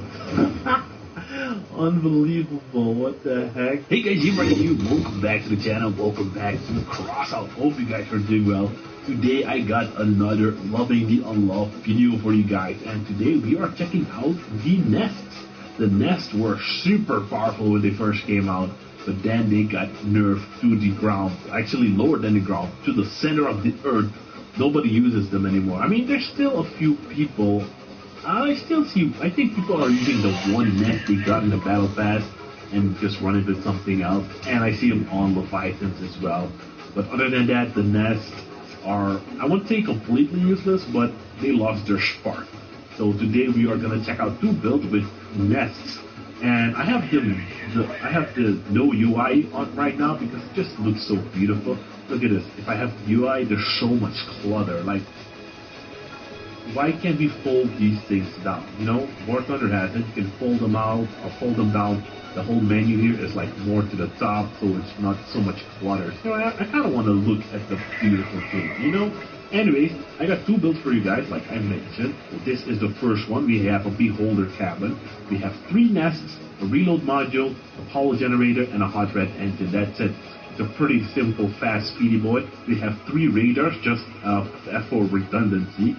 And yeah, should be an interesting build. I believe I played this build before, but it was a little bit different.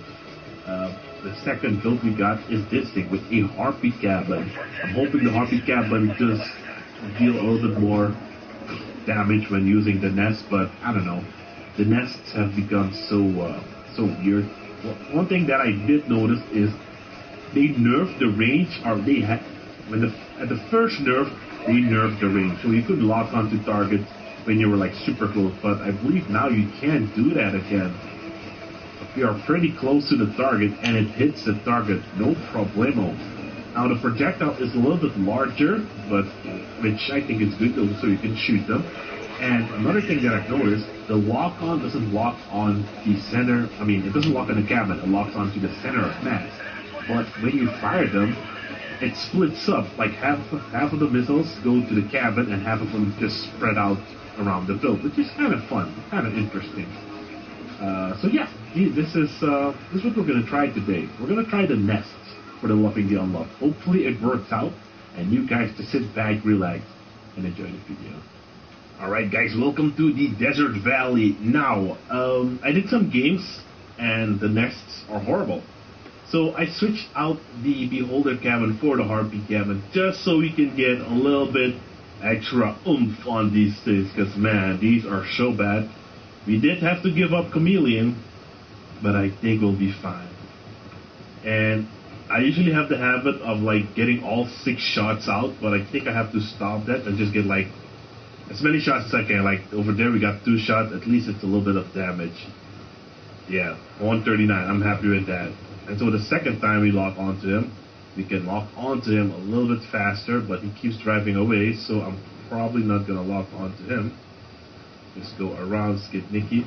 Nope, Nikki is a goner. Oh my god, you have someone on my ass. Oh my god. See, we just got a few shots in, but that's okay. That's okay. We have Adam on my ass now. What the? Oh my goodness.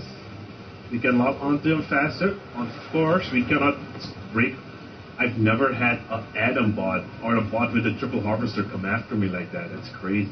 Oh my god, so many enemies. So many. And of course, when I need it to be accurate, it does not accurate. Or it's not. The Nest need an option to cancel the. Dude, hit me. Hit me one more time. Baby, hit me one more time. Oh, man. Hey, we got some hits. And, dude, just hit me, man. Just.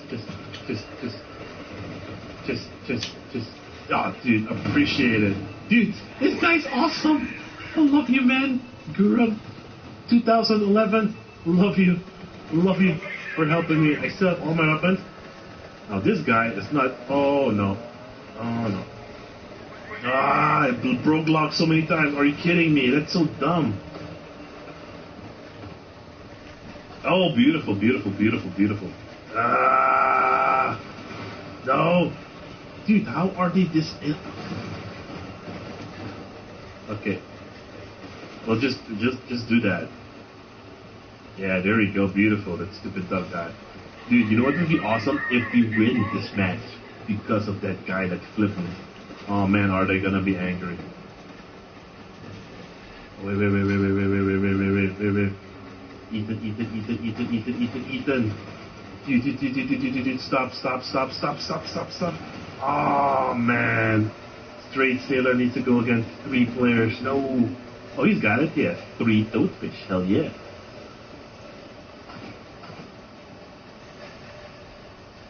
Oh, that as well. I gotta fix my car. It flips over too much. I gotta fix that. That is that's the other no good. It's no good. Oh, nice. He's doing it. Nice. Awesome. Yeah, no good.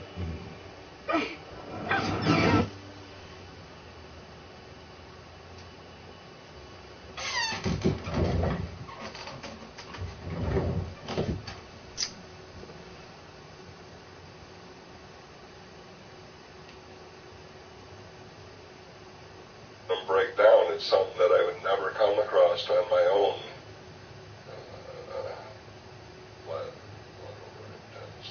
Pass. Why flat Earth matters. The world is a lie. You see, I hope this isn't like tricking me somehow.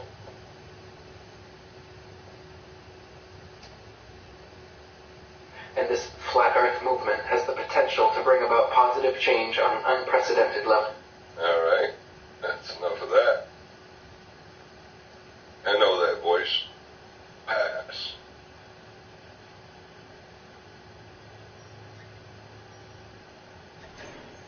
He dressed up like a girl. I'm going to watch somebody that dresses up like a girl. That's not right. I don't care if you think it's funny or not. That's weird. Strange. You're so confused about your identity. Hey, look who's here. Wow, Emerald Riders on. Right. Watch that. Emerald, I'm going to highlight this channel here. Copy. Don't get me in trouble with music, dude. Give me back my bullets. I know that band. Hey, what's up, YouTube? What's up, man? How's everybody doing? Where you at? Talk a little bit about poison whiskey they've been feeding us. Well, Shade, not huh? the reality you see, feel, and associate with is real. It's not a fucking simulation. You know, we've already won. You know, if you stick to the basics, there's no fucking curve, people. No curve. So stick to the basics. You know, stop drinking the fucking poison whiskey and the fucking dichotomy argument, because there is no dichotomy here. There's only one reality, and we all experience it. So, you know, it's time to get with the knowing and stop with the believing. But you can't get past that religious cognitive dissonance. It's been instilled in you since birth. You know, you were baptized into this reality, and honesty and being honest with yourself is the hardest part. You have the power. It's up to the individual to realize the deceptions. They're presuming and assuming, studying the sun and moon and sky. And it doesn't mean fuck all, people. They'll never know unless you can build a rocket like Mad Mike and live like Wile E. Coyote. So, get your head out of the fucking sky and clouds, people, because stick to the basic, fundamental, objective, tangible evidence that we have, and that is water. I go and try to find my party, and I get swarmed by their whole team. So I couldn't find even one player again before I just got killed. Unless it's in motion. It doesn't fold up the globe against. Got the mine layer in there. He can solo the whole thing, I guess. Or physics of water, I guess. It always flows downhill. It can't flow uphill, even with your gravity. Like, gravity is a myth, people. It does not exist. They can't prove it. The Cavendish clowns, He's got 3 of those and a cape, and that's a lot of money right there. So yeah, he's probably going to one-shot their whole team because he's got the money. So if we just stick to that, stick to the facts, stick to the things that are easily proven, Don't let them lead you into, how do the seasons work? And, how does the sunset work? And blah, blah, blah. It's nonsense, Don't let them take control of the narrative. The key here is to stick to what we can objectively see and prove. Yeah, and I get no rewards. Again, 0. I even killed somebody. The message has been clear since day one. Empower the mind and stick to the basic things we can prove. Like the pressure differential, this gradient nonsense. It doesn't exist, folks. Like, they're tweaking the argument to suit their narrative. Because they have no answers. They can't explain things. So here we are. I don't consider myself a flat earther, to be honest. I'm a reality earther, and I'm here to talk about objective reality. Because if you create labels and leaders, we're back in the same fucking rabbit hole. So we've won. They cannot debunk objective reality and what we see and experience in water, for example, and basic physics of pressures and gases. Like, they can't debunk that, people. Like, it's, it is what it is, and they cannot accept that. And let's face it, we wouldn't all be here online talking about this shit if there was any proof of curvature or any of their other fucking fallible fucking nonsense about the label flat Earth. It's like a elementary school level, labeling yourself as flat Earth because you turn people off. When you push flat Earth in their face, they're gonna back away and think you're fucking lunatic, So my approach has always been, with activism especially, just to stick to objective facts, like, do you see any curve? What do you think about this? I try to make them think and come to the realization themselves.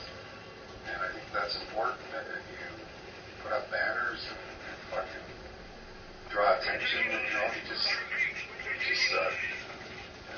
disempower yourself, and your message. So stick to the basics, like, this is like flat Earth 101, let's say, like, the college level.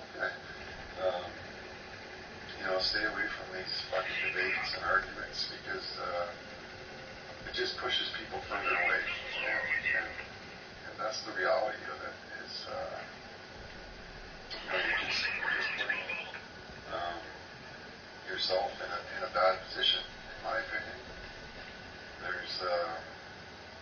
There's objective truths that are once you get past the cognitive dissonance are irrelevant right in front of you. Everywhere you go, any height you achieve in life, it's all illusion. What they've taught us. So it doesn't matter what level you're at. Just stick to the basics. There's no point in speculating about maps or models because there's no way to really prove or exhibit a true representation of Earth because we have not gotten access to explore this reality. Until we get access, nothing's going to change. The only way to change is in the consciousness, so to speak, and an awareness of the basics of water and gases and how pressure cannot exist beside a vacuum, an infinite vacuum without a barrier. So why the gradient bullshit, nonsense, fallible fucking arguments? Because they'll just disempower you, and cause you frustration. So basically, don't drink the poison whiskey, folks, because you could drink it if you want. Some will say don't drink the Kool-Aid, but I was just listening to a Leonard Skinner song, and don't drink the poison whiskey, and I just thought I'd make this short video.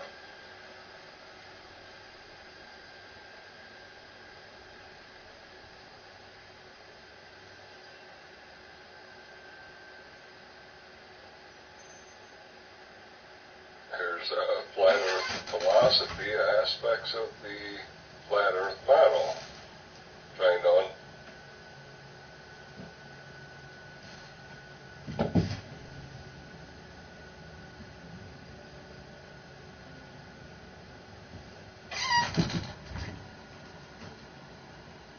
If you're a college student like me, especially, you need Grammarly in your life. Grammarly is a digital writing assistant. Do you want to know what 5 questions narcissists who think they have all the answers cannot answer? Stay tuned and I'm going to tell you what they are.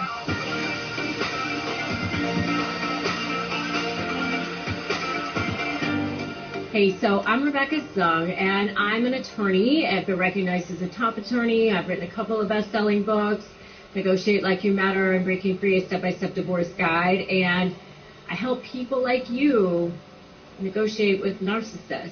Yeah, that's pretty much everybody in the world. So if you want to have real tips and tricks on how to get the edge over these people, then subscribe to my channel and hit that notification bell, and I'm going to tell you how to do it. Okay, so let's talk about the 5 questions that narcissists, they can't answer. So the first one is anything that involves the truth.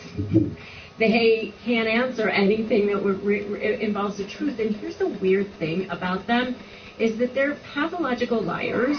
And I think you've probably figured that out already by now. But what I find really strange about narcissists is that they will lie about anything, including things they don't even need to lie about, and including things that are readily verifiable. It's so strange for me to as a person who I would say that integrity is my love language, but I don't understand, but I've seen it happen. I mean, I've seen situations where, I saw one time where a wife actually kicked the 14-year-old son out of the house at like 1 o'clock in the morning because she lost her temper on him, threw all his stuff outside, all out on the lawn. The husband, soon-to-be ex-husband, had to go pick up the son, pick up all his stuff, gather stuff off the lawn, put it in the car at 1 o'clock in the morning, and the soon-to-be ex-wife then writes an email to the husband saying, this is probably for the best, give everybody a chance to cool down, You should probably contact the school bus service so that they know to pick him up over by your house, and we'll all just take a break.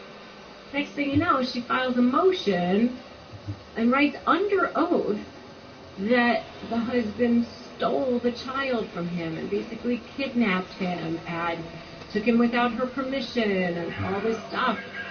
When it's like readily verifiable because of the email that she sent to him that same night. Kind of crazy, but anything that involves the truth are questions that they can't answer. Like if you asked her why she did that, she wouldn't be able to give an answer. So anything that involves the truth, anything that involves calling them out on their behavior, they like to deny, deflect, project, making sure it's not coming onto them, or anything that shows that you know what's going on. Again, part of the truth. And if you want to know more, by the way, on what narcissists do when they get caught in a lie, you should definitely check out my video on what happens when you catch a narcissist in a lie. But they just can't answer any questions that involve the truth. So the next thing is anything that involves giving credit to someone else. If you ask them, who was responsible for creating this amazing party or coming up with this incredible idea at work or something like that, they cannot bring themselves to give credit to anyone else. If you ask, what does this person contribute? What benefit do you get in your life from this person? They can't answer it because they live in scarcity mentality. It really is scarcity mentality at its most extreme. And as I've said before, in my opinion, narcissists are, there's pathological ones that are actually diagnosed with narcissistic personality disorder, and it's an actual legit personality disorder. But I believe that it's a continuum, it's a spectrum, all of us want to feel seen, heard, and know that we matter. So, there are times when we all feel sort of selfish, or we've all been guilty of behavior that's not the greatest, right? But this is like all the time. These are people that they're so living in scarcity mentality that to give anything to someone else would mean that somehow they don't exist or they collapse because their sense of self is so fragile. So anything that involves giving credit to someone else is just something that they cannot do. It's really hard to say that this person is, really great at this, or my life is so much better because of this person, or whatever. It's really, really hard for them to do that. Number 3 is anything involving them failing or losing. If you ask them questions about their loss or failing at something, they can't accept it. I mean, they distort reality. They have this magical thinking, which is all part of the DSM-5, which is how they actually diagnose narcissists. They distort reality. They just live in their own world. And so anything involving them being called out as failing at something or losing is just something that they cannot have a conversation about. The 4th thing is anything involving shame or vulnerability. They are protecting that with their lives. I mean, they have an enormous sense of shame, actually. Because they have this fragile sense of self that they're constantly trying to protect, and they want the world to think that they're this person. So there's this dichotomy that they're constantly living in where, there's this scared, fragile little person that's hidden somewhere deep inside, and on the outside, they want you to believe that they are strong and powerful or confident, or if it's a covert narcissist, then it's more like they are a victim maybe, or that they're kind, but there's this underlay of rage. If you want to know more about covert narcissists, definitely check out my video on covert narcissism in relationships. But that's some of the things that you'll see. And then the next one is anything that involves... Look, did you know there was a government-funded education grant that could deposit up to $38,070 directly into your bank account? Yeah, that's right. Anyone who is unemployed or currently makes less than $80,000 a year may qualify. If you're tired of living paycheck to paycheck and can't afford to go back to school to further your career or earn your degree, then this is your chance. This money can be used for all expenses unaccrued while you're enrolled in classes. This can include child care costs, housing, groceries, gas, and more. The best part is this money does not need to be paid back. Don't miss out on this opportunity that millions of Americans are already taking advantage of. To see what you qualify to receive, just complete a simple 1 minute. How well they interact with others, because they're not great at interacting with others. They're not great at maintaining friendships. If you've seen this, by the way, I want to see agreed in the chat below that you've seen this before. But they're not great at maintaining close friendships or intimacy or anything like that. So they don't want to be asked about how well they interact with others. So that's the fifth thing. Those are the 5 questions they can't answer. Anything that involves the truth, anything that gives credit to anyone else, anything that involves them failing or losing, anything involving shame or vulnerability, or anything that involves how well they interact with others. So if you do ask them these questions, what will you see instead? You'll see vague answers, you'll see gaslighting, you'll see lying and denying, and you'll see projection, you'll see blaming and shaming others. They're going to want to throw you off the scent because they want you to be uncertain, they want you to be unstable, and you will see this especially in negotiations, because remember, with a narcissist, you're either for them or you're against them. So once they know that you're no longer for them, then they're going to go after you with guns blazing. You're going to be becoming public enemy number 1. And they want you to be unstable. They want you to be uncertain. They want you to think, they want to believe that you don't see what's actually going on. All right? So, and when the narcissist knows you know,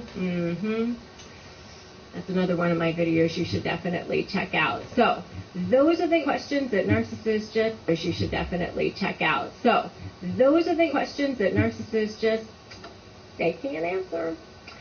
And if you are dealing with a narcissist, you know that they can't answer those questions, right? And make sure, if you are negotiating with a narcissist, that you get my free Crush My Negotiation prep worksheet at winmynegotiation.com. And if you want to join my free private Facebook group, you can do that too, Narcissist Negotiators with Rebecca Zung. If you like the video, give it a like, give it a share, drop me a comment. Let me know that you agree, that you've seen these things before, and make sure you subscribe to my channel and hit that notification bell. I am so glad that you stopped by. Remember, today is a great day to start negotiating your best life, and I'll see you in the next video.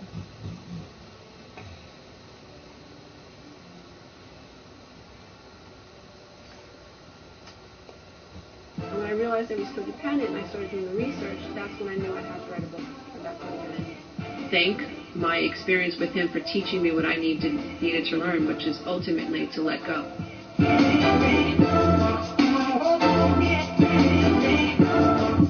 So today we're going to be talking about 5 surprising things someone with high narcissistic traits will do when an empath decides to leave them. If you love learning about personal development, codependency, and how you can improve your relationships with self and others, please don't forget to click the subscribe button and the notification bell. This way, every time I upload a new video, you will be the first to know. So I want to do a session around 5 surprising things that someone with high narcissistic traits will do when someone with high empathy decides to leave them. And so what is very typical of someone who has high empathy, when they meet someone who has low empathy, is the empath can pick up on the wounds, the pain, and the suffering of someone who is highly narcissistic. And an empath will want to fix and heal and nurture this wounded lion back to health. And an empath will absolutely throw all of themselves into this relationship. They will lose themselves in this relationship. They will spend all day, every day, and I am not exaggerating, like their entire focus will be, what does he need? What does she need? What's going on in their heart? How do they feel? What was their childhood like?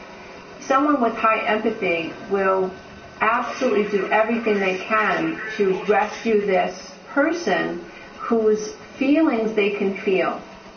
And they're not even aware that they're having all of this tremendous, this oozing of resonance with the narcissist or someone who is highly narcissistic.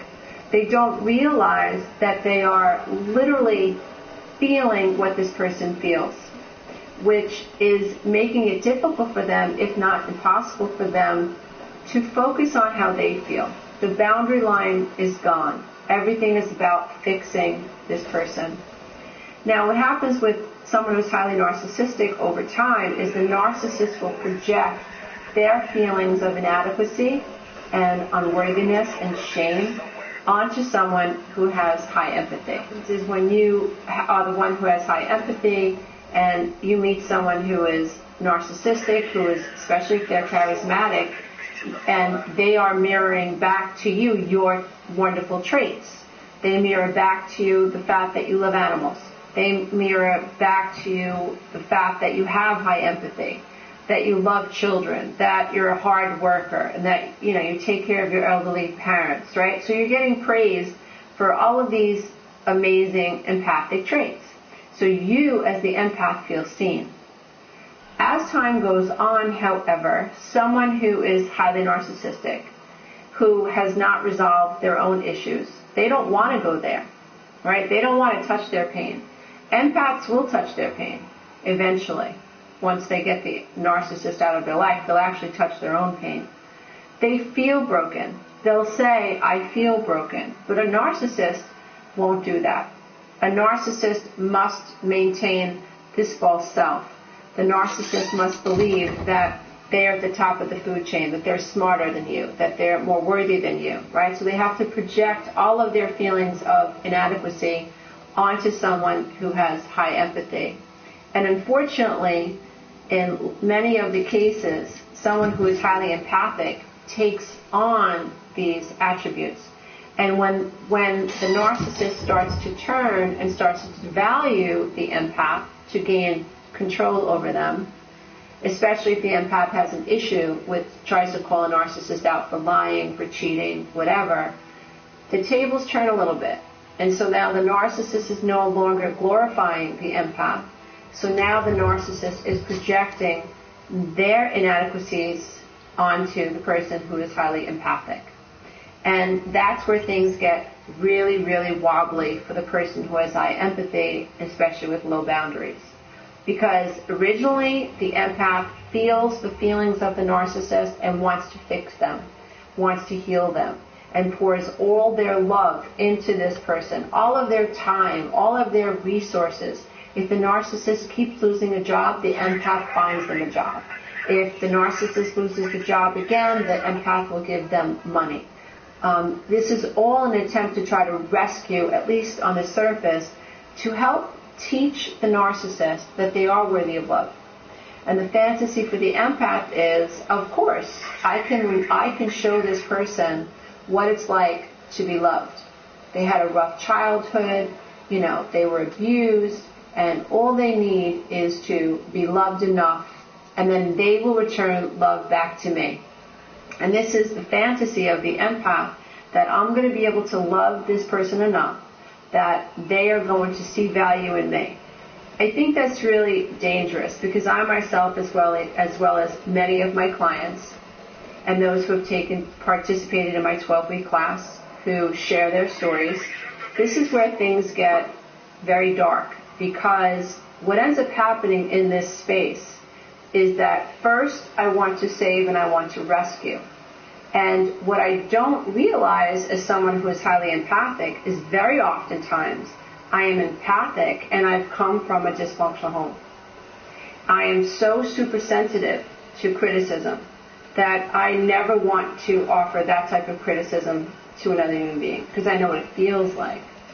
I have felt and struggled with abandonment. I struggle with shame. And I don't want anyone else to feel that shame. So an empath, under the spell of a narcissistic relationship, will absolutely lose themselves and will not be able to identify when they are being verbally taken advantage of or psychologically manipulated or financially abused. They won't, because what they're not recognizing is in the saving of someone who is highly narcissistic, the hope is that once I'm able to love this person enough, that this person will now love me and take care of me. And what happens with all of my wounds as an empath? They dissolve, they go away. At least that's the fantasy. You see, if I'm wounded, right, and I take care of you, and I love you enough, and you're healed, so you go from being this really ornery lion in the jungle that everyone's afraid of, and I'm able to come into your life and love you and nurse you back to health, then you're my lion, right? And you're taking care of me now in a way that I've never felt before. And I, on some level, will feel rescued myself. So in me rescuing a narcissist and thinking the fantasy is I'll love them enough and I'll take care of them enough, and then this person will love me back. And then all of these childhood wounds that are really the source of tremendous empathy in the first place will disappear. Those of you who have been in empathic and narcissistic relationships, or you're an empath with a narcissist, you are either in the process of figuring out that this relationship is a fantasy and it doesn't work, or you have been through the ringer with a narcissist or someone with high narcissistic traits, and you're now trying to figure it out. You're trying to put the pieces of the puzzle together. And I say bravo, and how courageous it is of you to hit the pause button and spend some time trying to figure out what really happened. And so that's like ground level. You have to understand, if you're someone who has high empathy, what drew you to someone who is so broken. What draws an empath to a narcissist is this idea that the empath can see the brokenness in the narcissist, and they can feel the emotions of the narcissist. And an empath wants to rescue and fix and nurture the narcissist back to health. The fantasy is that this narcissist will then in turn love me back, be healed, and love me back. And that will allow me to escape my own abandonment. I will feel healed. It is really the plight of a wounded inner child who has suffered tremendous abandonment as a child, tremendous emotional neglect as a child, who has grown up feeling invisible and literally treated with indifference in lots of the cases by parents and their caretakers, whose job and responsibility and obligation it was to make the child feel seen. When you are a child that grows up in a relationship with parents who treat you with indifference, you don't grow up feeling visible. You feel invisible. You feel not good enough.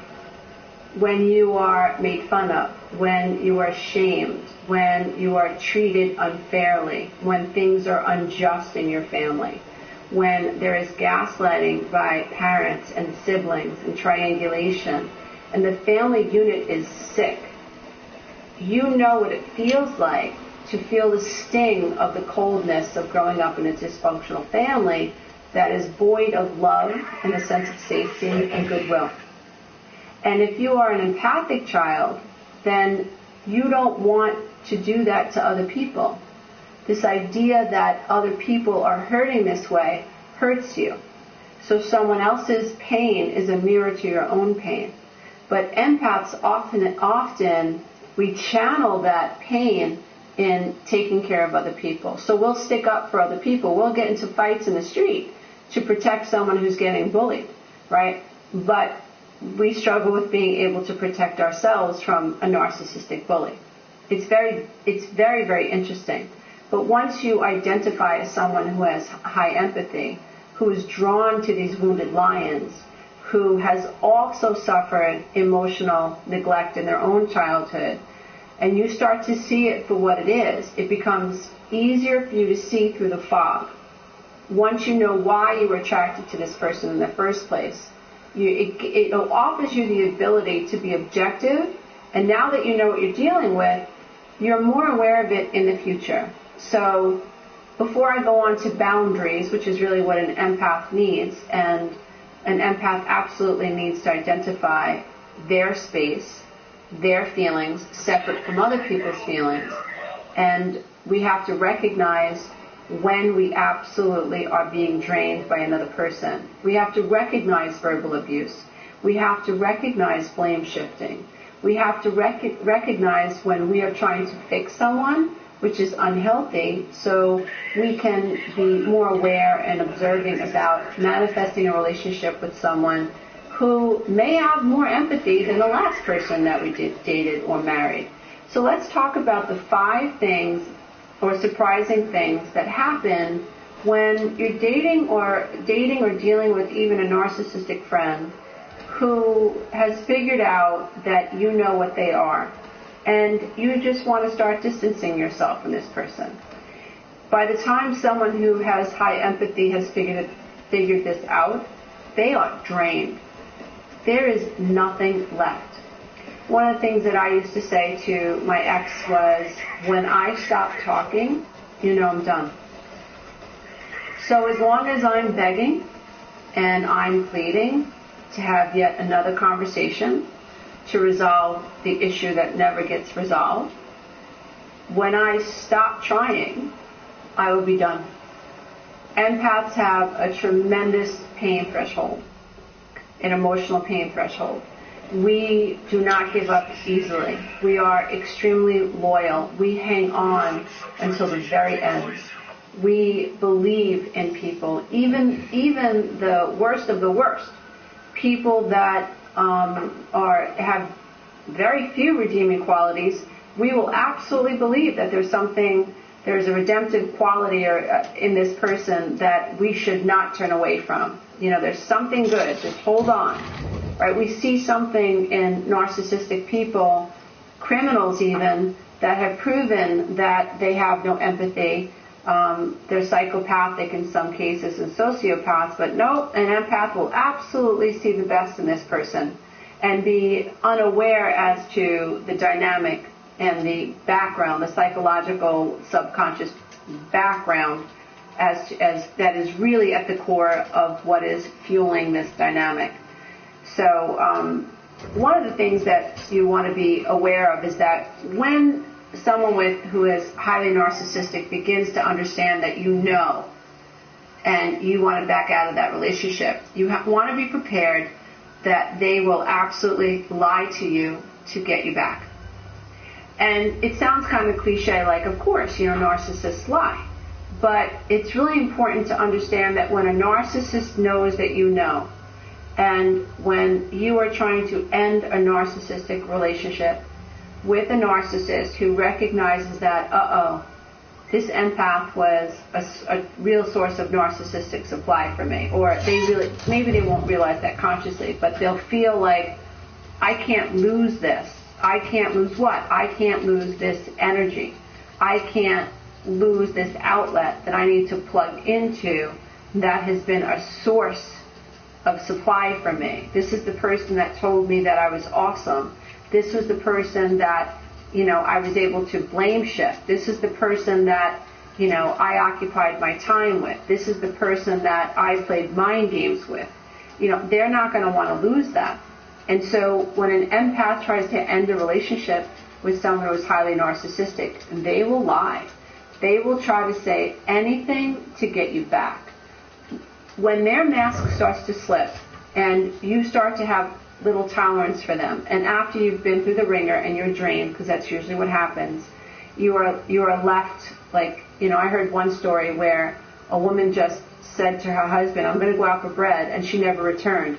That's how bad. Like, she got on a plane and left him. She left him her house. That's what a terrifying person he was. And she was never heard from again. And so there are people that exist that will absolutely drain you. They will lure you in and make your life miserable. And when you say, that's it, no bueno, and they know that, you can expect a narcissist to first not get angry, right? At first they might lie to you and say, you know, like, I would do anything to get you back. I am so sorry. I was wrong about that. You were right about that. I knew you were right about that. I have every intention of fixing this relationship, right? So they will lie, right? Because they don't want to lose you. Another thing that will happen is they will begin to become what you want them to be. So they're listening. They know what you want, but they deliberately don't give it to you. It is a way for them to exercise dominance and control over you. And rather than meet you halfway, and this is what healthy people do in healthy relationships, and these are not relationships that started off fast and furious. I always say this, those relationships burn down. A relationship that starts off fast and furious, that has high highs, you have to understand, is going to have low lows. And in a healthy relationship, it's balanced, it's consistent. You're not wondering, you know, what's going on with this person. You're not walking around on eggshells. That's really, really important. I digress. That was a caveat. But please, dear one, understand that if the relationship starts off fast and furious, as much as that intensity might be exciting and all that, you have to know it's a red flag. So please be cautious about that. So when the second thing that will happen is, and it might surprise you, right? Because, you know, it doesn't fit. Narcissists are supposed to, you know, come out really being aggressive, like when you want to leave them. That's not always the case. If a narcissist knows they're dealing with a very, very tender person, then they will turn on the charm and they will begin to become who they think you always wanted them to be. Of course it's short-lived, but you don't know that. Of course it's not going to last, but you don't know that. You don't know because you're someone who wants to see the best in other people. You give people second chances. You believe in forgiveness. You believe in, you know, humanity. You believe that if this person says they're sorry, they mean that they're sorry. You believe that if this person says it, they must mean what they're saying. And that's just not the truth. That's just not the truth. You are projecting your empathic traits onto a narcissist, and they're taking advantage of that. It's very sad, but it is what it is. And so that's why I think it's important to have conversations like this, where if you're identifying someone who has high empathy and you tend to get drained by narcissistic relationships, you need to know these things so that you can arm yourself moving forward. And so don't be surprised if when you decide to break up with your girlfriend that you think is highly narcissistic, she suddenly stops flirting with your friends. Or you break up with your boyfriend and he's suddenly home when he used to be out with his friends all the time, doing God knows what, flirting, cheating, whatever. Suddenly he's home. Or suddenly your girlfriend is no longer making fun of you and nitpicking you and criticizing you in front of your children or whatever. But you're going to notice a change in behavior, and the change in behavior is meant to confuse you and to manipulate your empathy.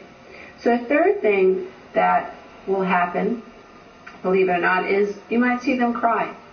Suddenly this person cries. And they're begging for you not to leave them. They're telling you that they know that they're defective, that they've always had this problem.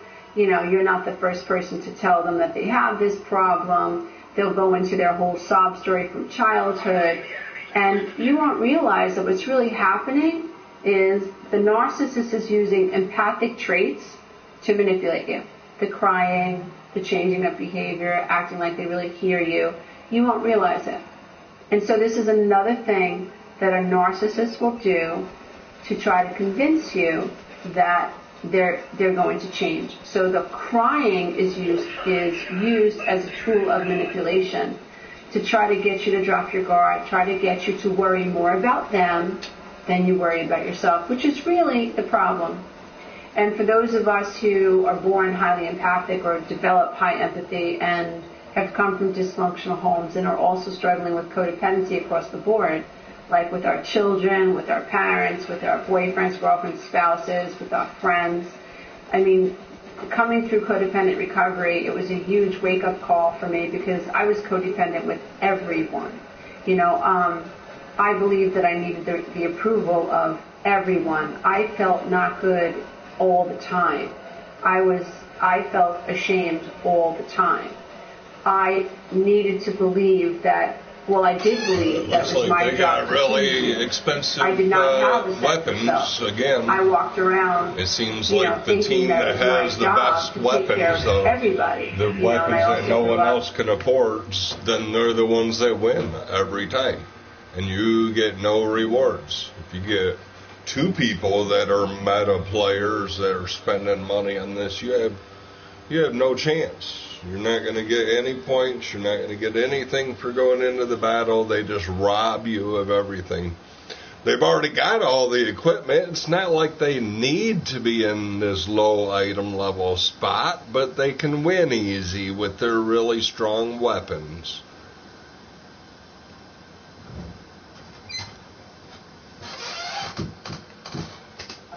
You know, in a religion And they'll where get in a party together and then destroy anyone. No one has a chance. Because the game is bent on you know, these thought patterns and exploiters. programs, verbal programs in my head, belief systems, neurological programming patterns that taught me that if I took care of myself, that I was selfish.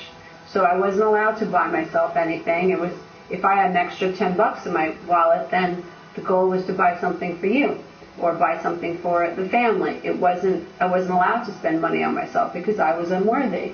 I was here as a doormat to take care of everyone else. So when you're an empath and you're struggling with codependency, this gets really, really monotonous. This gets really topsy-turvy because you are suffering with the fear of abandonment. And you also don't want to disapprove. You don't want people to disapprove of you. You're afraid of people's anger. So you add all of this to this empathic, narcissistic relationship, and you've got a blender full of volcanic, tumultuous emotions that make for a terribly toxic relationships. So don't be surprised if, as you're coming through this, you will find someone who you're in a relationship with who you think now is highly narcissistic, and they start crying. You never saw them cry before, but suddenly when they know that they're losing the empath, they start to cry. So they're abusing this empathic trait for the sake of keeping you in the relationship. Another thing, the fourth thing that might happen, the surprising thing that might happen, is that you will notice that the narcissist seems to now have empathy for you. So you will suddenly start to feel seen. If you're dealing with a very clever narcissist, in this situation when you're trying to leave them, they will use your empathy. They will mirror your empathy. So they will say things like, I was wrong, and I know how that must have made you feel. They'll actually use your language and make you feel like they get it.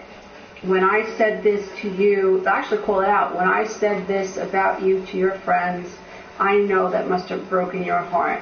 When I, didn't come home last weekend and I told you that I was, at a work event and I was at a strip club, you probably, were up waiting for me, crying into your pillow. I'm so sorry that I hurt you that way.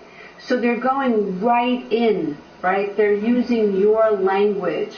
They are making you feel seen, which is really, really messed up, because that tells you that someone knows that they hurt you and they did it anyway, and they had a lack of empathy for you. But in this situation, when a narcissist knows they're losing someone who has high empathy, they will exploit characteristics of empathy to keep that person secure. The next thing that a narcissist will do is they will take on all the blame. it's important that we also realize this is all temporary, right? This is all smoke and mirrors. These are just some of the things that a narcissist will do to not lose a source of narcissistic supply, not lose an empath, not lose someone who really sees the best in them, even when they're doing really crappy things, right? Who would want to lose that?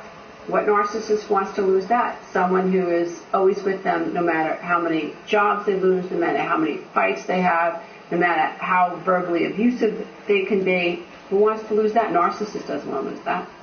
And so a narcissist, when they know the empath is starting to move away, they will turn around and they will take on all the blame, right? They may even say, I know I was being narcissistic. I know that, you were right in that situation and I was wrong, right? So they will take on the blame and do the exactly opposite of what you think a narcissist would do, which is blame shift, which is blame you.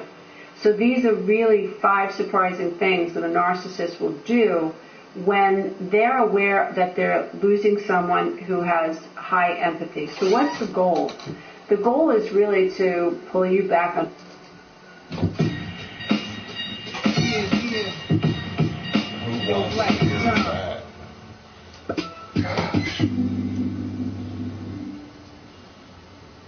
Are you dating an entitled jerk? Well, if you are, you might be dating a narcissist. Here to tell you how to spot the signs of narcissism is Dr. Ramani. Dr. Ramani, thanks for being here to talk to us about dating a narcissist. My pleasure. Thank you. On my favorite topic. Why is this your favorite topic? You know what it is? It's a curiosity to me. I started working with a lot of clients who were, I hate the word victimized, but who were really hurt by these relationships. And I saw a pattern, and I thought, wow, we've got to help these people, but in a systematic way. So not only did I really get wedded to helping them, but it all culminated in a book that was meant to help everyone who was struggling with these issues. But it was remarkable to me to look at a narcissistic relationship. In essence, it's like looking into a mirror and nothing's looking back at you. Ooh, good metaphor. Should I Stay or Should I Go is your book about narcissism. What defines someone to be a narcissist? A narcissist is, let's talk about it in terms of sort of the key kinds of pillars, if you will. It's a person who lacks empathy, who's really entitled, meaning that they expect special treatment to be given to them, but nobody else. They're very grandiose. They harbor huge fantasies. They only want to affiliate with people they think are as cool or as interesting as they are. They're very superficial. They're very concerned about their appearance, the appearance of people around them. I always think of them as beautiful facades with not a lot behind them. They don't regulate their emotions very well. They're very prone to throwing tantrums, getting angry very quickly, especially if they don't get their way.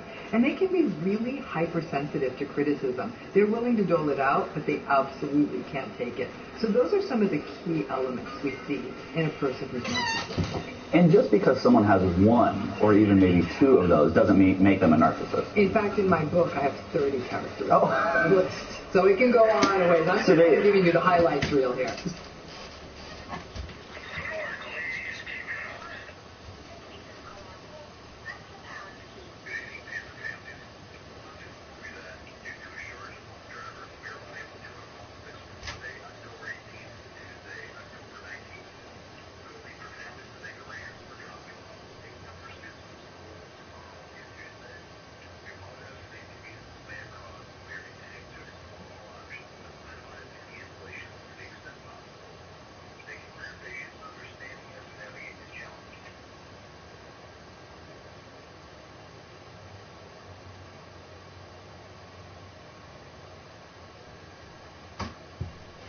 So then how many would I have to be a narcissist? I would say that 6 I gave you, I'd expect to see all 6 really to call someone narcissistic. And then the longer list, for example, they tend to be jealous. They engage in something called gaslighting, where they literally doubt your own reality, leaving you feeling like you've gone crazy. They don't tend to be very loyal. They do tend to throw temper tantrums. They get pleasure out of the misery of other people. They're kind of mean. Let's explain gaslighting a little more. What does that look like? Gaslighting looks like, literally, like I said, when somebody kind of denies your reality. So you might say something like, I feel really sad that you said that to me. And they say something like, you have no right to say that. You have no right to feel that way. Or they'll say something, you'll have an argument with them, and they will have said something terrible to you a couple of days before. And you'll say, listen, when you said, and they'll say, I never said that. And so it's literally like they deny your reality. And when somebody says, I never said that, most normal people tend to question themselves. And so, in fact, I always say one of the ringers that you're in a relationship with a narcissist who's gaslighting you is you start feeling the need to voice record your conversations with them so you can play it back to them. I always say, once you feel like you need voice memos in a relationship, it may be time to get out. Okay. I have been in a relationship where I thought, I am going to record our next conversation because you are just not believing that what has been said has been said. Gaslighting. Wow, but that doesn't necessarily mean that that person was a narcissist. No, that can be a part of lots of different... Yes, but it could be a key indicator. Yeah, this is hard for a lot of people, I feel like, because we do, in our society, throw around that term all the time. You know, you get mad at somebody and say, well, they're being a narcissist. Or they want to have dinner at 8, and you're like, well, they're a narcissist. No, they just want to have dinner at 8, you know. Right. So these types of factors really help people narrow it in when they're actually dating narcissists. I'm really curious on... when two narcissists date each other. In your practice, you are a clinical psychologist, you talk to all these people. What does that relationship look like? It's basically a psychological cage fight. I mean, honestly. I shouldn't be laughing because this does affect a lot of people. It's fascinating because what ends up happening is nobody's empathic. Nobody's listening. It's like watching 2 3-year-olds playing at a table and they're not playing with each other. Right? They're kind of each, how do I look? Do you want to do this? No, I want to do this. It's very, they're kind of playing by themselves. Everything actually goes well for a while because they really only care that the other one looks good, so they can deliver on that. They only care that the other one looks good because it makes them look good. So it's like this is like the guy is like, I need a hot girlfriend. Right. You know, it's that kind of a model of like, I need to look good. My partner makes me look good. So it's almost these larger than life kinds of, almost too pretty couples that you sometimes make you wonder, like, why is everyone looking so good? But don't we want a partner who makes us look good? No, we want a partner who makes us feel good. There's a big difference. Yeah. Yes. Amen to that. I get that. So I think that what ends up happening is that when the first time one person, when there's two narcissists together, frustrates the other, then all hell breaks loose. Okay, so it gets to be when the fireworks go, they go big in these kinds of relationships. I always say, let the narcissists all co-breed, then we can kind of get them out of the normal dating supply. Just don't reproduce. Just don't reproduce. Okay, so you have these two narcissists that are dating together. Right. Have you ever seen a couple, each of them were a narcissist, and they both admitted that they were both narcissists? Absolutely. Did those relationships succeed? No. No. No, and I'll tell you what happens is that there's a point at which, I will tell you, there's a number of people I've worked with who've admitted straight up, I'm a narcissist, I know it. And now I can see how it's affecting, usually it'll be kids or family relationships or their intimate relationship. And they'll want to do the work, but then they'll recognize they have an almost childlike want or need for their partner to be something that partner cannot be. And if that other person's also narcissistic, they're never going to change. So it's that's where it all gets stuck. But yeah, I've had plenty of people who are narcissistic admit it straight out and say, how far can we get with this? And what's the response? I'm like, by admitting it, we can get a little ways with it, but they'll often acknowledge, like, yeah, no, the superficial stuff really matters to me. And as I get older, that's going to be a harder thing to pull. So it really gets, it can get challenging for some of them. People who are narcissistic often feel very empty inside. And that emptiness is a very difficult thing to fill. And even if they meet someone who's not narcissistic and fall in love with them, the problem is that poor person who's not narcissistic will often feel really unheard in that relationship. I've seen it turn a couple of times. It's pretty rare. It's pretty rare. When you say you've seen it turn, what do you mean? Like, in other words, that they're able to make a horse race of it. The narcissist stays in therapy. They're chronically encouraged and urged, say, try it this way. Please reflect back their feelings. Be present with them, talk to them, but it's effortful for them. Whereas for the rest of us, we want to hear from our partners. We're in love with them. That's right. We're really rooting for them. This actually takes effort. I've had clients who are narcissistic text me and say, "She just said this. What should I say?" And I'll say, "Try this." And they'll do it, and they'll say, "Oh my God, that worked." And then it's almost like you're giving them a skill and teaching them to practice it. You're teaching them empathy. Why would somebody be a narcissist? What creates that? That's a really good question. Narcissists are made. They're not born. And so this is really a byproduct of parenting. This one falls largely on the shoulders of the parents. And listen, I've seen very well-intentioned, good parents wind up with narcissistic kids.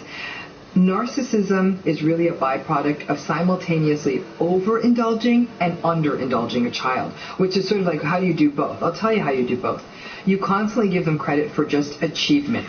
You make sure that you have the most fabulous sort of family life. Whatever you can afford, you make it that. You focus on their appearance. You focus on their achievements. You focus on, we're going to have the best vacation. You're going to be the best player on the soccer team. Wait, you're saying they should do these things? No, that's what they do. Oh, I understand. Overindulgence, attention on that. But at the same time, they underindulge that child's emotional world. They don't listen to their feelings. They aren't present with them. It's almost as though it seems at those moments they don't care. The kid's like, "Hey, Mom, let's play a board game." I can't be bothered.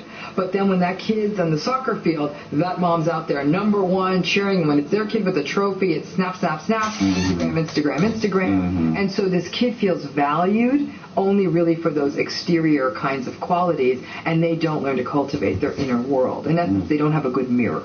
And that leads to a life of It can lead to a life challenges. Yeah, it really can. Like in that sense, if neither parent is available. So you may have the picture-perfect family, but if neither parent...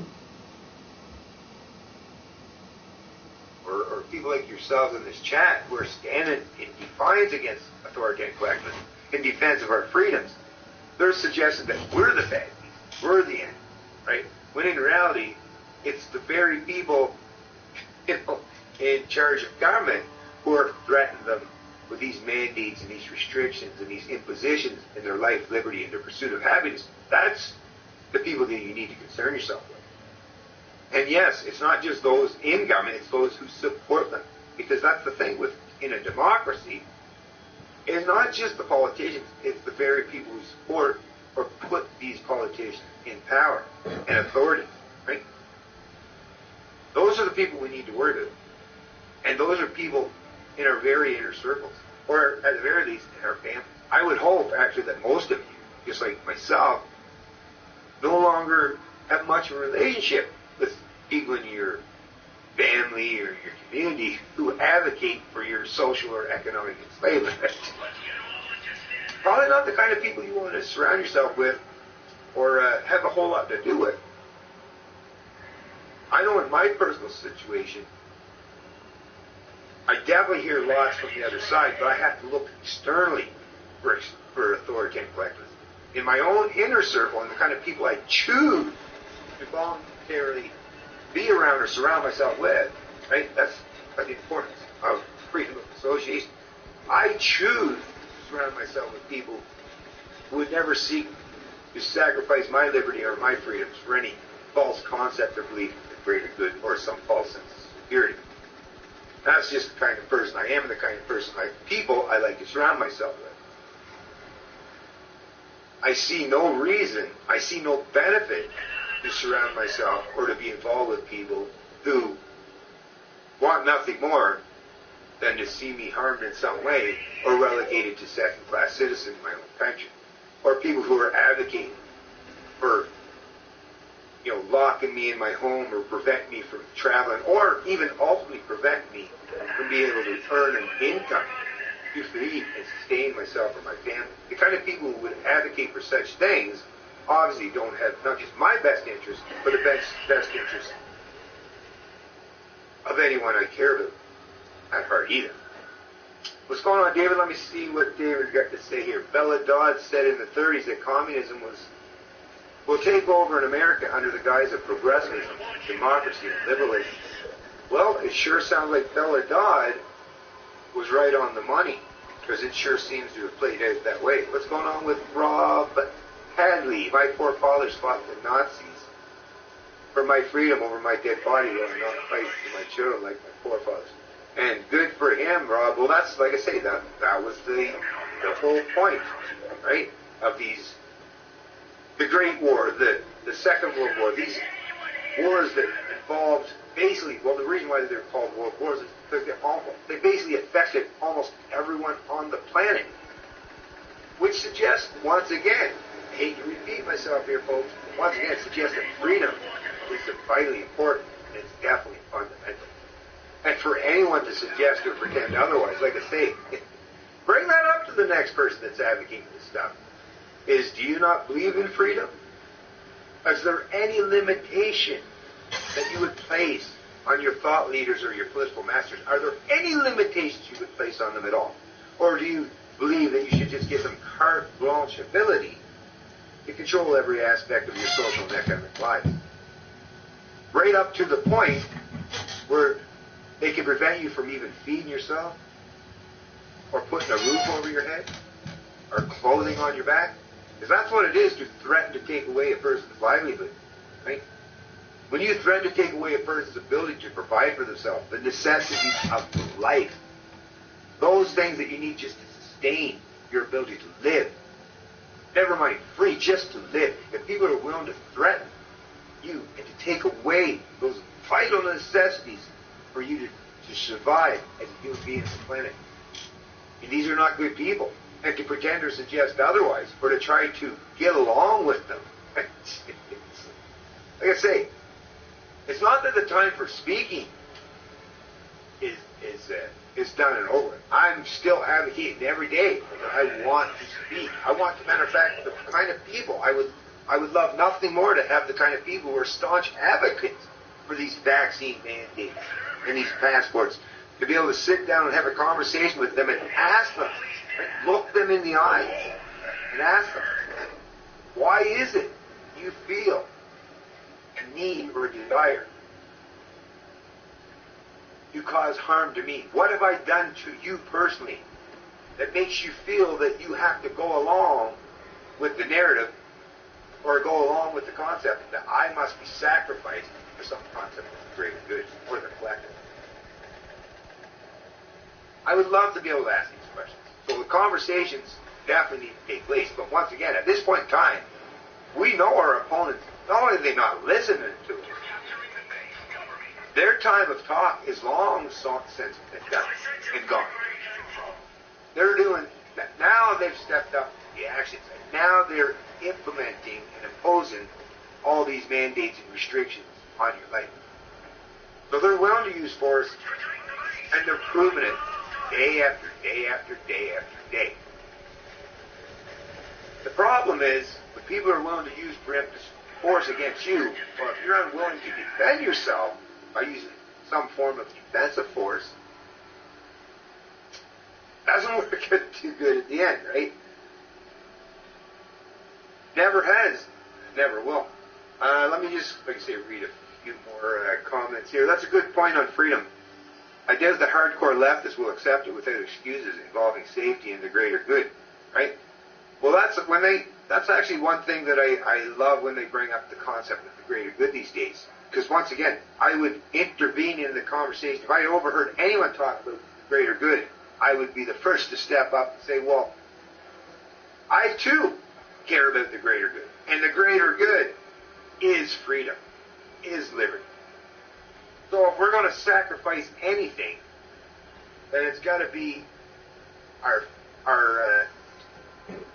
unnatural or overreacted fears. Right? Let's sacrifice our cowardness. Let's sacrifice our willing to go along and play nice. Let's sacrifice all those things for freedom and liberty. It's never been, and should never be, the concept should never entail that what we're supposed to sacrifice is our freedoms. Those are the last things you want to sacrifice. Because freedoms, especially and particularly in times of duress or danger or where threats do lurk or exist, those are precisely and exactly the time that freedom is essential and fundamental. And there's a lot of Canadians who need to learn and hear that. Anyways, folks, so listen to this. I wanted to deal with this article too. This one's out of CTV. Like I say, our opponents, if you're thinking that the legal system is going to come to your aid and justice will ultimately prevail, you don't have to fight for your freedoms because, like I say, the current established judicial or legal system is going to do it for you. Well, I got to tell you, don't hold any hope or faith in that taking place. And this is just an example to help iterate that. It's a CTV article. This was produced on October 8th by Paul Hallingsworth and Ryan Van Horn under the Atlantic section. There's quite a bit of scope to do this in a time of pandemic. Say that again. There's quite a bit of scope to do this in a time of pandemic, legal expert says of vaccine mandate. Halifax. We have entered the phase of the COVID-19 pandemic in which the vaccine is being mandated and proof of vaccine being required at work, public places, restaurants, and businesses. It has caused a lot of reactions and support for some outrage, and even some questions surrounding legality. Legal and constitutional expert Wayne McKay, a professor emeritus at Dalhousie University's School of Law, says in most cases mandating vaccines can be done and expects it would withstand any legal challenge. So this legal and constitutional expert Wayne McKay, who just happens to be a professor at Dalhousie University, right? So once again, like, think about how Orwellian it is. There's someone that's supposed to be a legal and constitutional expert. And what's the point of the Constitution, right, and the Canadian Charter Bill of Rights? It's all about freedom. It's all about laying out those inherent, inalienable rights and freedoms, right? But this so-called legal and constitutional expert is going to negate all the importance of all aspects of freedom and liberty and suggest, no, government's right. And we can make the legal excuse and come up with the legal muster in the legal language to make freedoms, right? This is completely Orwellian, to make it so that your freedoms actually should be subjected or negated for some concept of safety and security, right?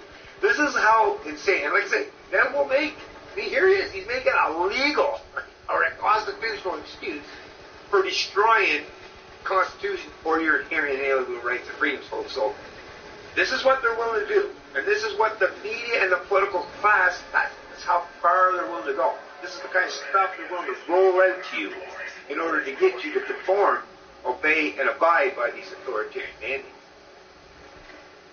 There's quite a bit of scope to do this in a time of pandemic and crisis, McKay told CTV anchor Paul Hollingsworth in an interview Friday evening.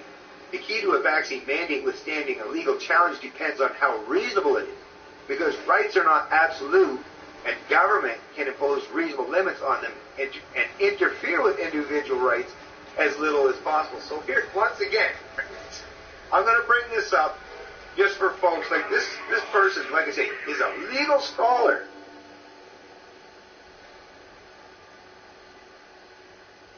Right? And a constitutional expert. And once again, how a person could make the claim here. They did. Oh, I see I got a donation here. Let me just check this out real quick. Hey, thank you once again, Mr. Fraser McBurney. I really appreciate your donation. Today I had a lot of fun. I took my signs and had a one-man protest at Hamilton City Hall. Lots of beeps and play conversation. Try it in your own hometown. That's a great idea, and good for you for doing that. Like I say, it's amazing. Even just the power of one matters so much, because that'll be, without that first person stepping up to the plate, very hard to embolden others to do so. So thank you for having the courage to be at the front and leading in terms of defending your freedoms and your liberties. That's awesome, Fraser. But anyways, like I say, so let me bring back. So we're going to bring up this. These are so easy for every one of us. Not hard to find the defined meaning of these words. And here it is. So there's lots of dictionaries you can always find, right? So there's Merriam, there's Cambridge, there's dictionary.com, but we'll just go with the first one that shows up, the Google definition here. So inalienable, unable to be taken away from or given away by the possessor. Let me just make sure that you folks can see that there, right? So inalienable. So we have inalienable rights. Inherent and inherent basically means the same thing. I'll actually bring that up for you, just in case people say, well, no, they say inherent, not inalienable. Okay, let's just bring up inherent. But before I do, let's stick with inalienable. So, unable to be taken away from or given away by the possessor. So, when this professor, this legal expert suggests, as he's doing here,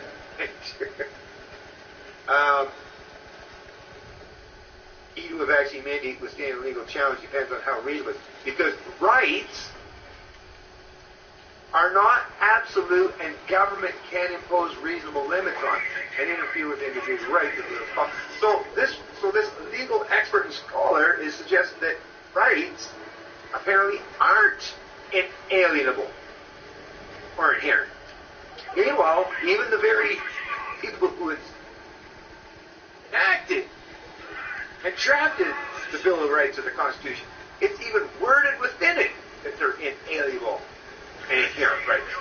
So once again, little political wrangling, the twist or the distorting of the actual English language being used, and for what reason? To defend authoritarianism, to defend government imposing these mandates on the citizens of this country. So once again, look at how far they're willing to go. Now let me bring up the inherent. So once again, I can elaborate and expand on what that means.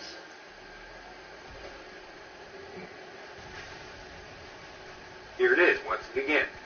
Existing in something as a permanent, essential, or characteristic attribute. Permanent, essential, or characteristic attribute. Doesn't sound anything remotely like, oh, but we can take it away whenever we deem it reasonable to do so, right? Nothing not even remotely close or along those lines, folks. And this is the problem, like I say. The fact that we're seeing so-called legal or constitutional experts bending over backwards and distorting the English language to the point where up is down and in is out, right? Not a good sign, folks. Not a good sign. Let's get back to this article and hear what this this legal expert supposedly has to say. People pretty well accept that given the crisis that is COVID-19, they have a legitimate objective to try and prevent the spread, McKay said. So the only real question is, are they doing it in a way that properly balances public health to the general population and limiting individual rights as little as possible? So nothing in there once again says, oh, you can limit rights a little bit. And first of all, even when you suggest using words like a little bit or as little as possible, little is a very subjective term, right? Who gets to make the ultimate determination in what that little represents? But fallible judges or so-called legal scholars or experts, right? So once again, folks, there's a reason why, inalienable and inherent were, baked in the cakes in terms of drafting our documents in terms of respecting individual rights and freedoms of the Constitution and the Charter of Bill of Rights. The reason why those terms were explicitly placed in there was to leave no question to the fact that rights cannot and should not ever be denied or tried to be taken away for any reason. And once again, I got to point out, when else would your freedoms be more important or essential than when faced with an actual threat? That is precisely and exactly when you want to have those freedoms, right? Being free when everything is good and there's no potential threat or danger, I mean, you still want your freedom, for sure. I mean, you really, really want your freedoms when there are potential threats at your door. So to pretend or suggest otherwise, once again, is just political or legalese that's distorting language and distorting the human brain to even think critically about these issues. And shame on these people for even daring to put this kind of stuff in a publication or in print.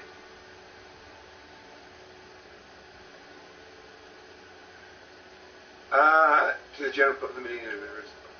And as long as they do that, most cases where they are challenged, they're not likely to succeed. While some call it overreach to mandate vaccines, the case as determining that depends on the facts of the situation. If, for example, you worked exclusively from home and had no public contact and they tried to require you to be vaccinated, it seems to me that would be pretty hard to justify, much more easy to justify in certain sectors where there's a vulnerable population, such as in a hospital or schools, for example, especially with kids under 12, the case is. So first of all, look at this. I'm glad that this actually came up in this article, because as it suggests here, is if, for example, you worked exclusively from home and had no public contact, they tried to require you to be vaccinated, it seems to me that would be pretty hard to justify. And yet, that is precisely what Trudeau is doing under the federal mandates for public sector employees. It was, and I've heard that described and talked about already and bantered about, is, yeah, even if you work from home, well, the government's still going to try to force or mandate you get a vaccine. So, but apparently, even though this legal scholar would probably be great friends or admirer of Justin Trudeau, he's even suggesting that he disagrees with Trudeau's position on that. So once again, all seems quite subjective, doesn't it? It seems all based on personal opinions more than actual legal precedent or anything based on fundamental freedoms or inherent inalienable liberties and rights. And it's more, okay, for example, especially with kids under 12, McKay said. So if they're protecting a vulnerable population, if there's a lot of public contact, then I think they probably have a pretty good chance of justifying it. The other aspect of vaccines is the discussion around them, which has become pretty heated, especially on social media. The Canadian Charter of Rights and Freedoms guarantees freedom of speech, but as with any right, it is not absolute. So, well, once again, this is a weird part there for this guy to recognize, right? This is a guy that apparently has a brain. He should know how to think critically, but yet in the U.S., right, which, I don't know, the American people are made of the same clay we are. They still, if you cut them, they bleed. They're flesh and skin and bone just like the rest of us. Like, you cross an international boundary or border between the United States, and it's weird, that all of a sudden, strangely enough, the Americans, freedom of speech is absolute when there is no potential of actual imminent harm. And yet in Canada, apparently, no, even freedom of speech is not an inherent right, and it can be circumvented. For what reason? And it's funny, huh? Those who get to suggest that rights or freedoms aren't inalienable or inherent and can be changed always seem to be the ones who want you change them or who support changing them. Little conflict of interest there, wouldn't you say?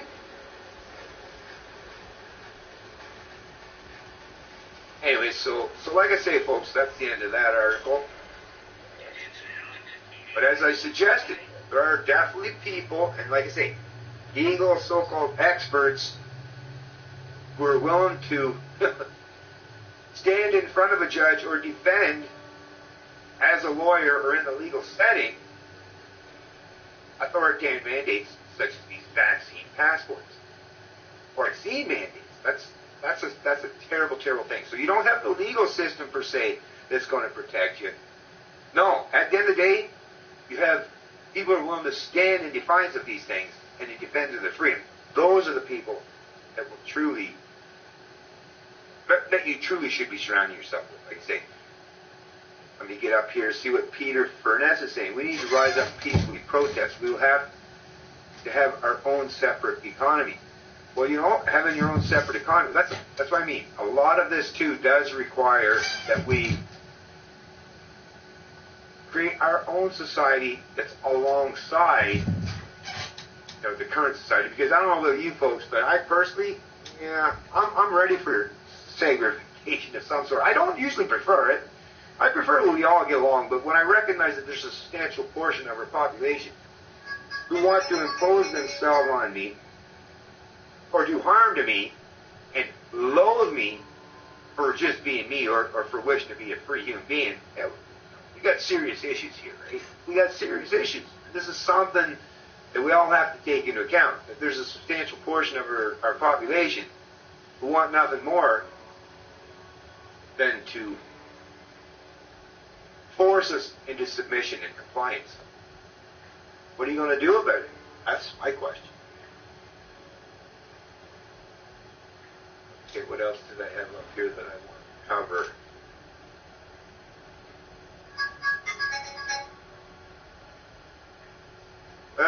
We got a couple here. Oh no, I'll deal with that on the next stream as it pertains to COVID. But today, even though we're talking about COVID today is mostly about trying to explain and expand on the fact that freedom is fundamental. I still have a hard time believing that there are people in this country who are willing to deny that fact. It's a strange thing when you have a portion of the population who are advocating for their own freedom. Although, once again, most of the people who are advocating are the vaxxed. So if they're already vaxxed up and they're advocating for forcing or mandating vaccine passports or vaccines on other people, well, what it is these are people who it's not going to affect them directly. So they're advocating for things to happen or impositions on people and it's not going to affect them at all. So should we really care about the opinion of people who aren't going to be affected by these authoritarian mandates or these edicts? No. And that's another thing. Why in the hell are these legal experts, or these media outlets, or these politicians, why is nobody asking the opinion of the people who are against these vaccine mandates or passports? Right? Why are we not given a seat at the table to express not just our views and our opinions, but our own legal, ethical, and philosophical reasoning, right? And scientific-based reasoning, objective, logic-based reasoning behind our stance on not just COVID-19, these vaccine mandates and passports, but the importance of freedom as it is, or what it is to be a free human. Why are we not being given the opportunity to speak, right? These are people, like I say, that are willing to put duct tape over our mouth, proverbially, put the boot on our throat or on our neck until we ultimately comply or die. That's just the truth of the matter, folks. So, the time for playing nice, the time for being cowardly or meek, that's long since passed. Long since.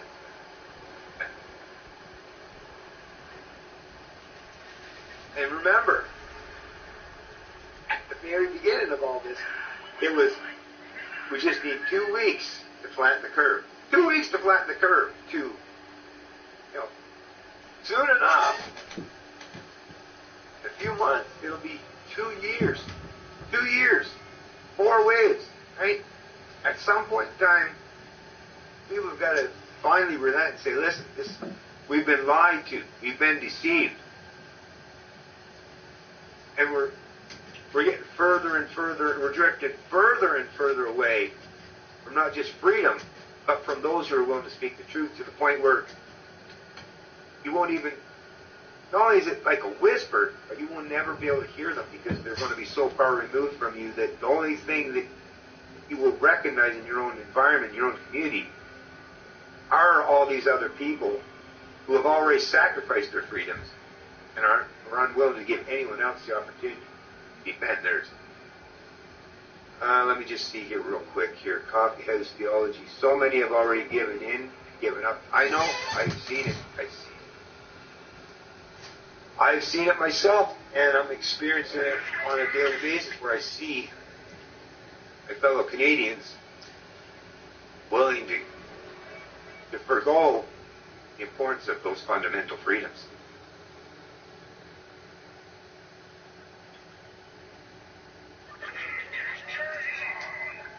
Okay.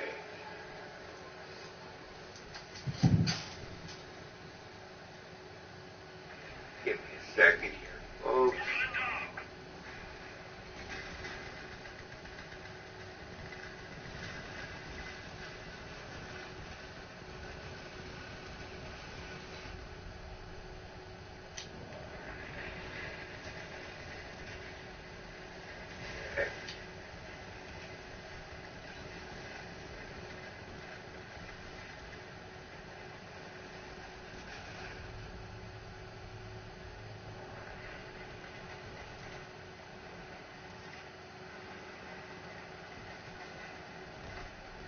Alright, let's see who else is down here. Mr. Matt. Mr. Matt, be the change you want to see. Agreed? Agreed. Just checking at something else here, folks.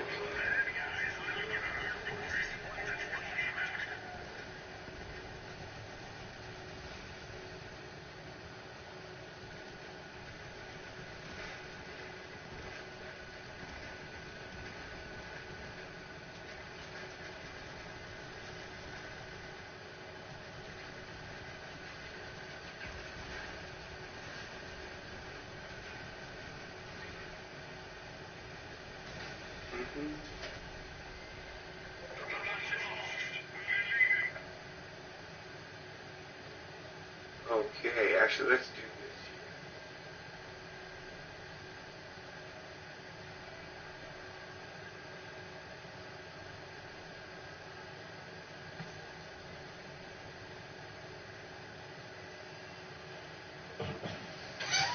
this here. Okay, so once again, even just using, because I suspected as much.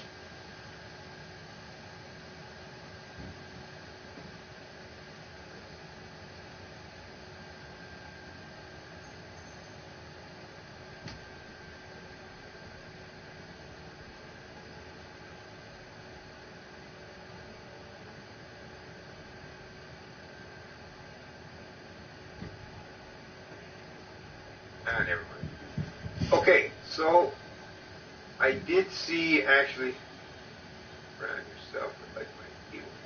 I definitely agree with you there, and that's definitely what I do. Because in a world that seeks to enslave me, the only true chance I have is to surround myself with people who wish for me to be free. That is the greatest way to fight back against tyranny.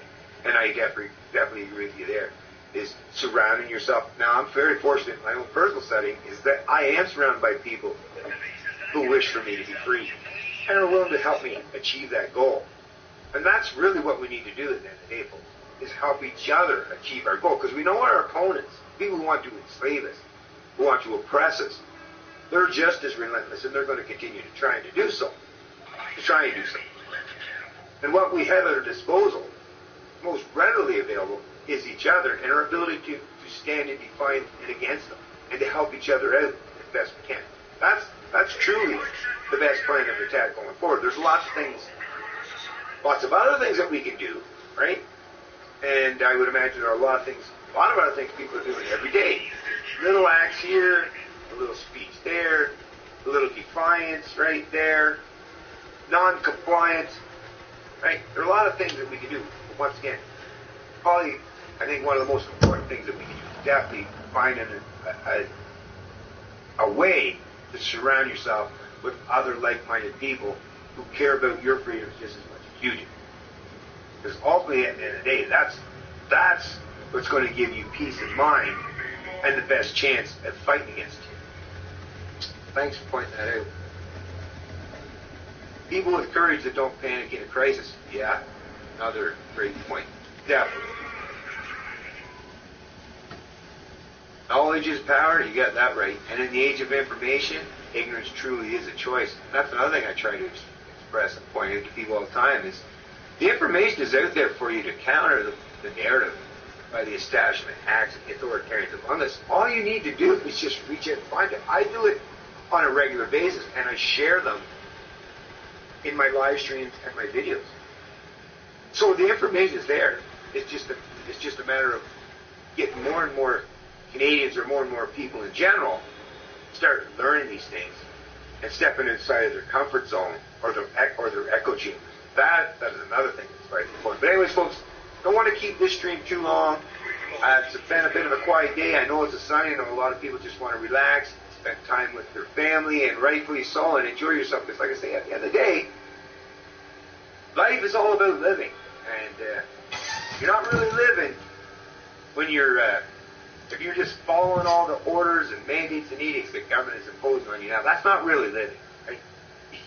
You might have a pulse, right? You might still be existing, but are you truly living? Not really. Now, me, on the other hand, and most people who genuinely care about and fight for the freedoms and recognize that they are fundamental aspects of our humanity, we're going to continue to do our best to, like I say, lead by example and show what courage truly looks like. So thanks to all you folks who have joined the stream, and thank you once again, McBurney, for your kind, generous donation. I really appreciate it. And like I said, I'm going to tie this stream up. I'll do another one. Working pretty hardcore here right now, folks. And I will be probably for the next couple of months. In a couple of months, things might die down, get quieted down to the point where I can get back into this stuff more full on. And actually, I do have an announcement. I'm not going to say it just yet, but I'm going to end up here within probably just a couple weeks, maybe a month. I'm not sure exactly the time frame or the scheduling. It's going to, like I say, I'll announce it, and well, you'll be definitely made aware of it before it happens, or maybe I'll just use it as a surprise when it does happen. But I'm going to have a guest on. I believe this will be the first time I've done, I think, between 12 and 1,300 videos and live streams. But usually when I have guests, I'm dealing with remotely through internet connection. I'm soon going to try dip my toes in the water of actually having a live stream video or podcast, depending on how we're going to set it up, what kind of form we want to set it up, where I'll have an actual guest in-house, in the studio, face-to-face, and actually discussing this stuff, like I say, together in person. And I expect to do that, like I say, within maybe a couple weeks or a month, and I'll definitely let you know before it takes place. Or I might just leave it as a surprise and maybe give you a little teaser or a preview. Anyways, folks, so like I say, enjoy the rest of your weekend. Make sure you're still out there fighting for your freedoms. Make sure you're taking advantage of this age of information and all this information that we have at our disposal to help counter the narrative, to help counter the propaganda, and to help counter the authoritarian collectivists who are constantly seeking to deny the truth and promote their own ideology. So let's get to the point where that's going to be our priority going forward, because we've got a lot of work to do and not a whole lot of time to do. Canadian Libertarian, I love liberty.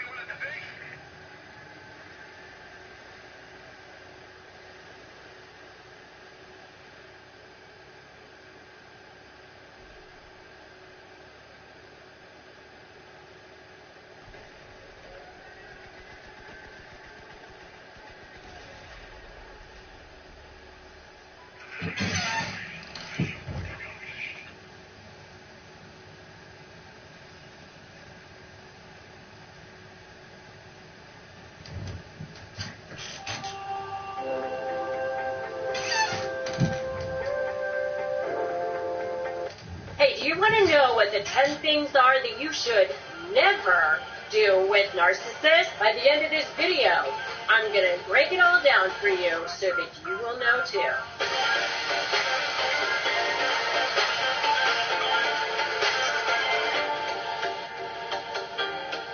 Hi, I'm Rebecca Song, and I am an attorney, I am a best-selling author, and I am a narcissist negotiation expert. I teach you how to deal with the most toxic personality on the planet and how to go from where to begin all the way to a win. And if that sounds good to you, then make sure you hit subscribe and hit that notification bell, and that way you'll get notified when I upload new videos. So let's talk about that toxic personality and what to never do when you are dealing with them. You know, and hey, I just want to say something else. If you have already done some of these things, do not beat yourself up over it.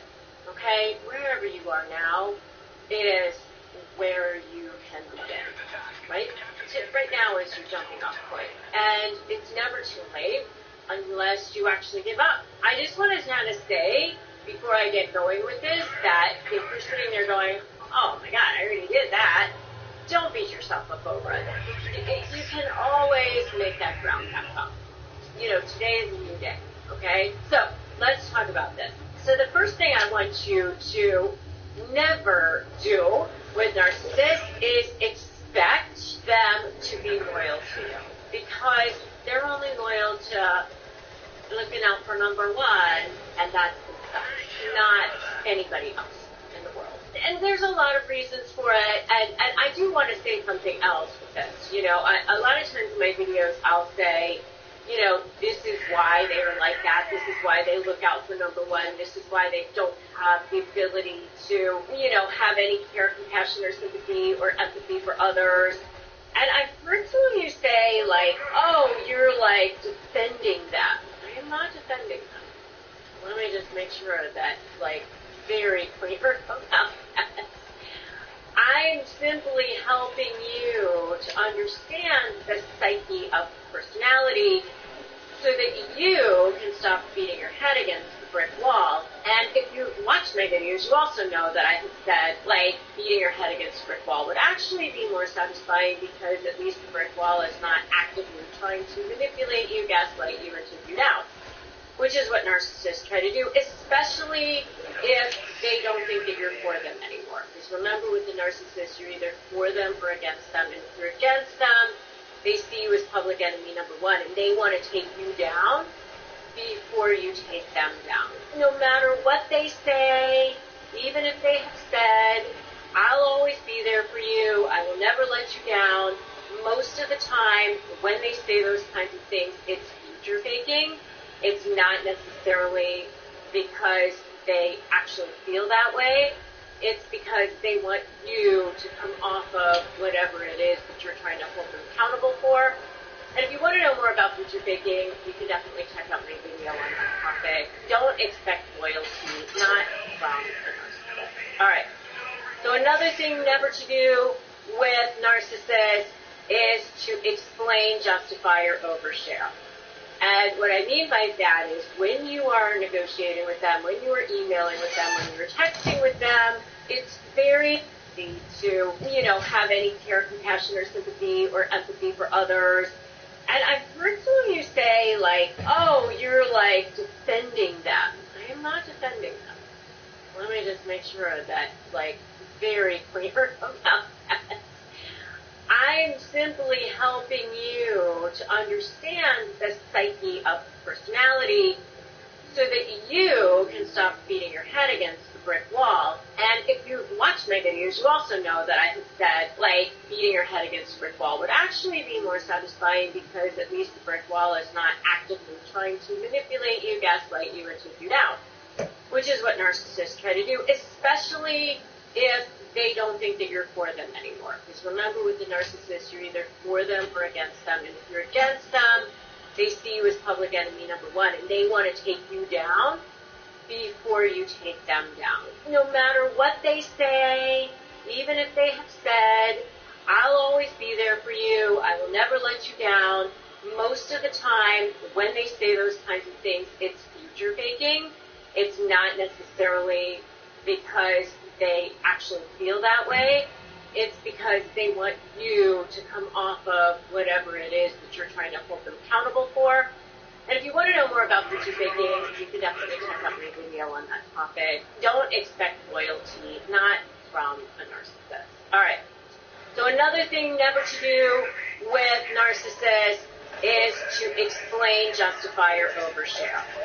And what I mean by that is when you are negotiating with them, when you are emailing with them, when you're texting with them, it's very, very common to want to defend yourself, to want to explain, to want to take everything point by point and go, that's not right, and that's a lie, and how would you say that, and how could you believe that, and how could you say those things, knowing all the things I've done for you.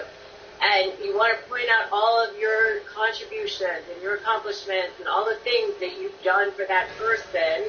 So for you, don't try to justify, explain, or overshare, because you're not going to get anywhere with that. So I stick with just the facts, ma'am or sir. Just respond to the things that you need to respond to, and to the rest of it, you can just say, I deny your allegations. I'm in receipt of your email, I deny your allegations, and here's the one thing that I needed to respond to, and leave it at that. I call it tactical responses. Just never explain, justify, or overshare. The next thing never to do is to expect it to change. I mean, I guess there are stories out there of narcissists who have changed and who have really done the inward work that they need to do, and it's just so rare that if you sit around waiting for that, you're going to be disappointed. And they'll probably be taking advantage of you along the way as they do it. So, especially if you're negotiating with them, you definitely don't want to, be taken in by that, because if they act like they've changed, it's probably just a manipulation and a move. Maybe it's a Hoover or a future fake or something like that in order to try to get you to be back into their web of control. So don't expect that. So number 4 is never expect them to take responsibility for their actions. Not really. I mean, if they need to in order to manipulate you, then they might, but for the most part, it's deny, project, and deflect, lie. They'll do that too. They don't want to have to take responsibility for their actions, because then that is less of themselves, right? And they don't have a sense of self. It's already very fragile. So by having to take responsibility, they feel like they're being exposed, and they don't want that. And if you want to know more about what happens when you expose a narcissist, check out my video on that topic too. The next one is never to give them ammunition. In other words, don't do things that make it easy for them to make you a target, like get super emotional, get angry. I was just talking to somebody recently where the wife is bipolar and she wasn't on her meds, and she was kicking and hitting the husband and pushing him and doing all of these things to him, and as a response, because he was angry, he broke a table. Well, now she had something on him, right? And so don't give them ammunition. Never, ever, ever do that. And so if you're never going to do these things, I want you to put never in the comments below. And we still have 5 more, okay? So number 6 is never justify or defend their behavior. Don't make excuses for them. Don't allow yourself to go, well, they had a horrible childhood, or they're really stressed out at work, or whatever it is that's going on with them, because it's never a good excuse to be abusive, or abusive to somebody, whether it's physical or emotional or whatever, psychological abuse, whatever form of abuse they're inflicting on other people, it's just never okay. And there's a lot of people out there who've had just the same kinds of horrible things happen to them, and they're not abusive to other people. Never justify or defend their behavior. That's not good for you, and it's not good for them. And it just enables it. So never do that. Number 7 is never get into the mud with them.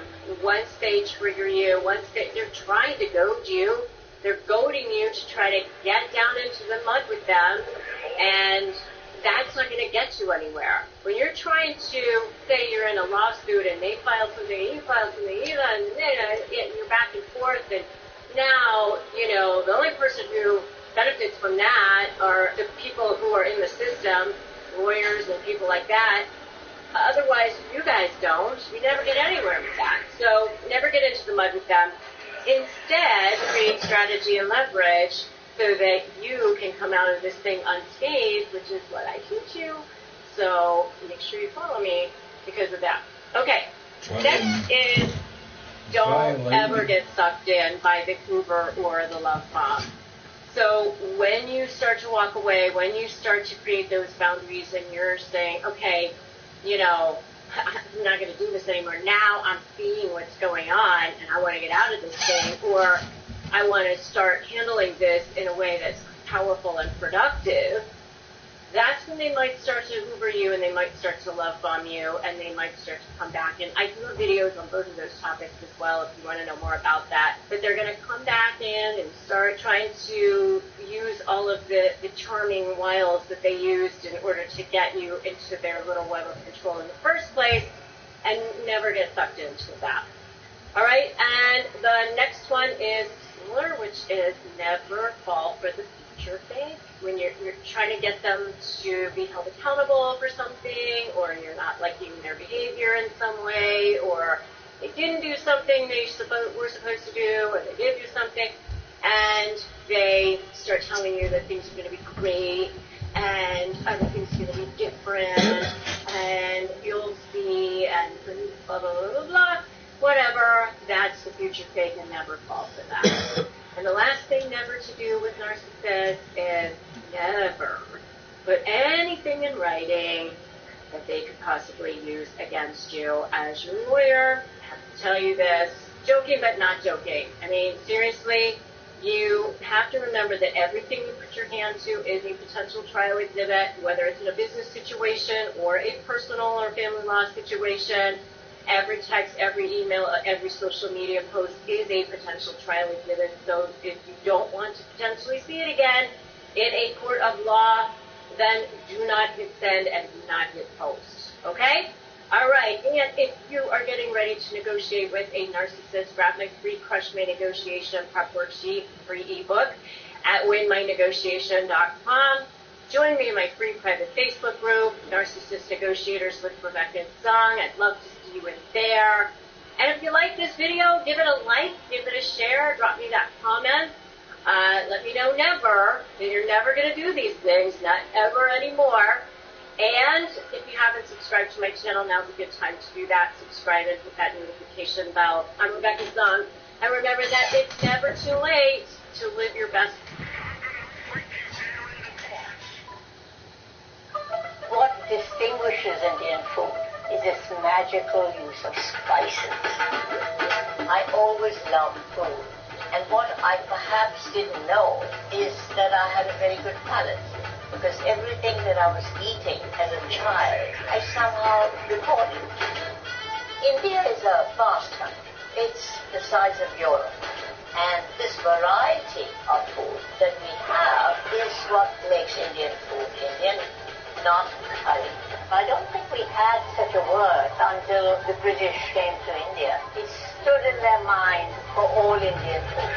How can you take all that food and call it all curry? If you know nothing about Indian food, you take this class just to learn. Isn't it fun to find out what they do in other parts of the world? I'm going to talk about spices. Nobody knows spices like we do. We are masters. I will show you how to make Indian breads, how to cook a lot of the vegetables and meats. Then we'll make street food. I often serve this as my first course to get the juices going. It's just delicious. When you cook rice, each grain should be like brothers, close to each other but not stuck to each other. I call mustard seeds the Jekyll and Hyde of spices. They can be very spicy and pungent and hot, or if you pop them in hot oil, they turn sweet and nutty. Eating is such an important part of our lives. It really tells you who you are in many ways. What you eat, how you eat it, what your culinary traditions are. It tells me a lot about the people of that country. So if you want to know what 1.4 billion people are doing with their lives, how they live, come, watch this class, and you'll get a good idea. I'm Madhur Jaffrey, and this is Masterclass.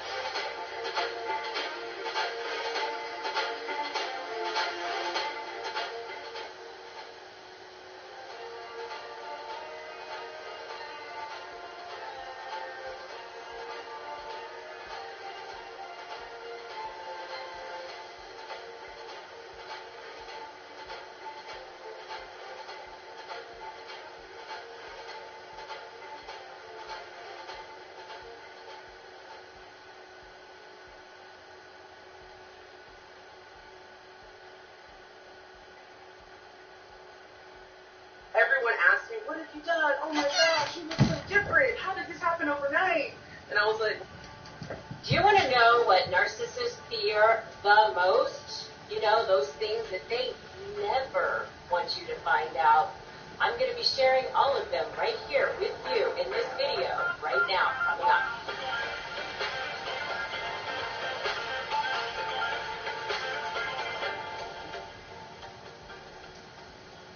Hey, so I'm Rebecca Zung, and I'm an attorney, and I'm an author, and I'm also a narcissist negotiation expert. So what I do here on this channel is I help you figure out how to deal with, manage, and actually be powerful and in control when you're dealing with narcissists, and especially in negotiation. So if that's you, make sure that you subscribe to my channel, hit that notification bell, and that way you'll get notified when I upload new videos. Okay, so let's talk about what narcissists fear the most. There are certain things that they never, ever, ever want you to find out, okay? And so let's talk about that, because here's the thing. Narcissists, there's a side to them that's like they never want you to know. Do you remember the song The Stranger by Billy Joel? Like, we all have a face that we hide away forever. And we take them out and show ourselves when everyone has gone. That's kind of how they are. I mean, we all sort of have that piece of ourselves, but they really do live like a secret life. They have this deep-seated feeling inside of unworthiness. And yeah, sort of, we all struggle with worthiness at times in our lives, but that's like a way of being for them. It's how they are in the world. And so they're like scared little children inside, and they live in a world of survival and scarcity. And if you have, then I can't have. And that's, you know, hey, I guess something happened to them in their childhood, and it caused them to think that the world is a scary place. And so they are actually really, really fearful. I mean, narcissists, that's the big, huge secret. That's the big scam. Is they want you to think that they are super strong and powerful and they'll never lose, or they say things like that.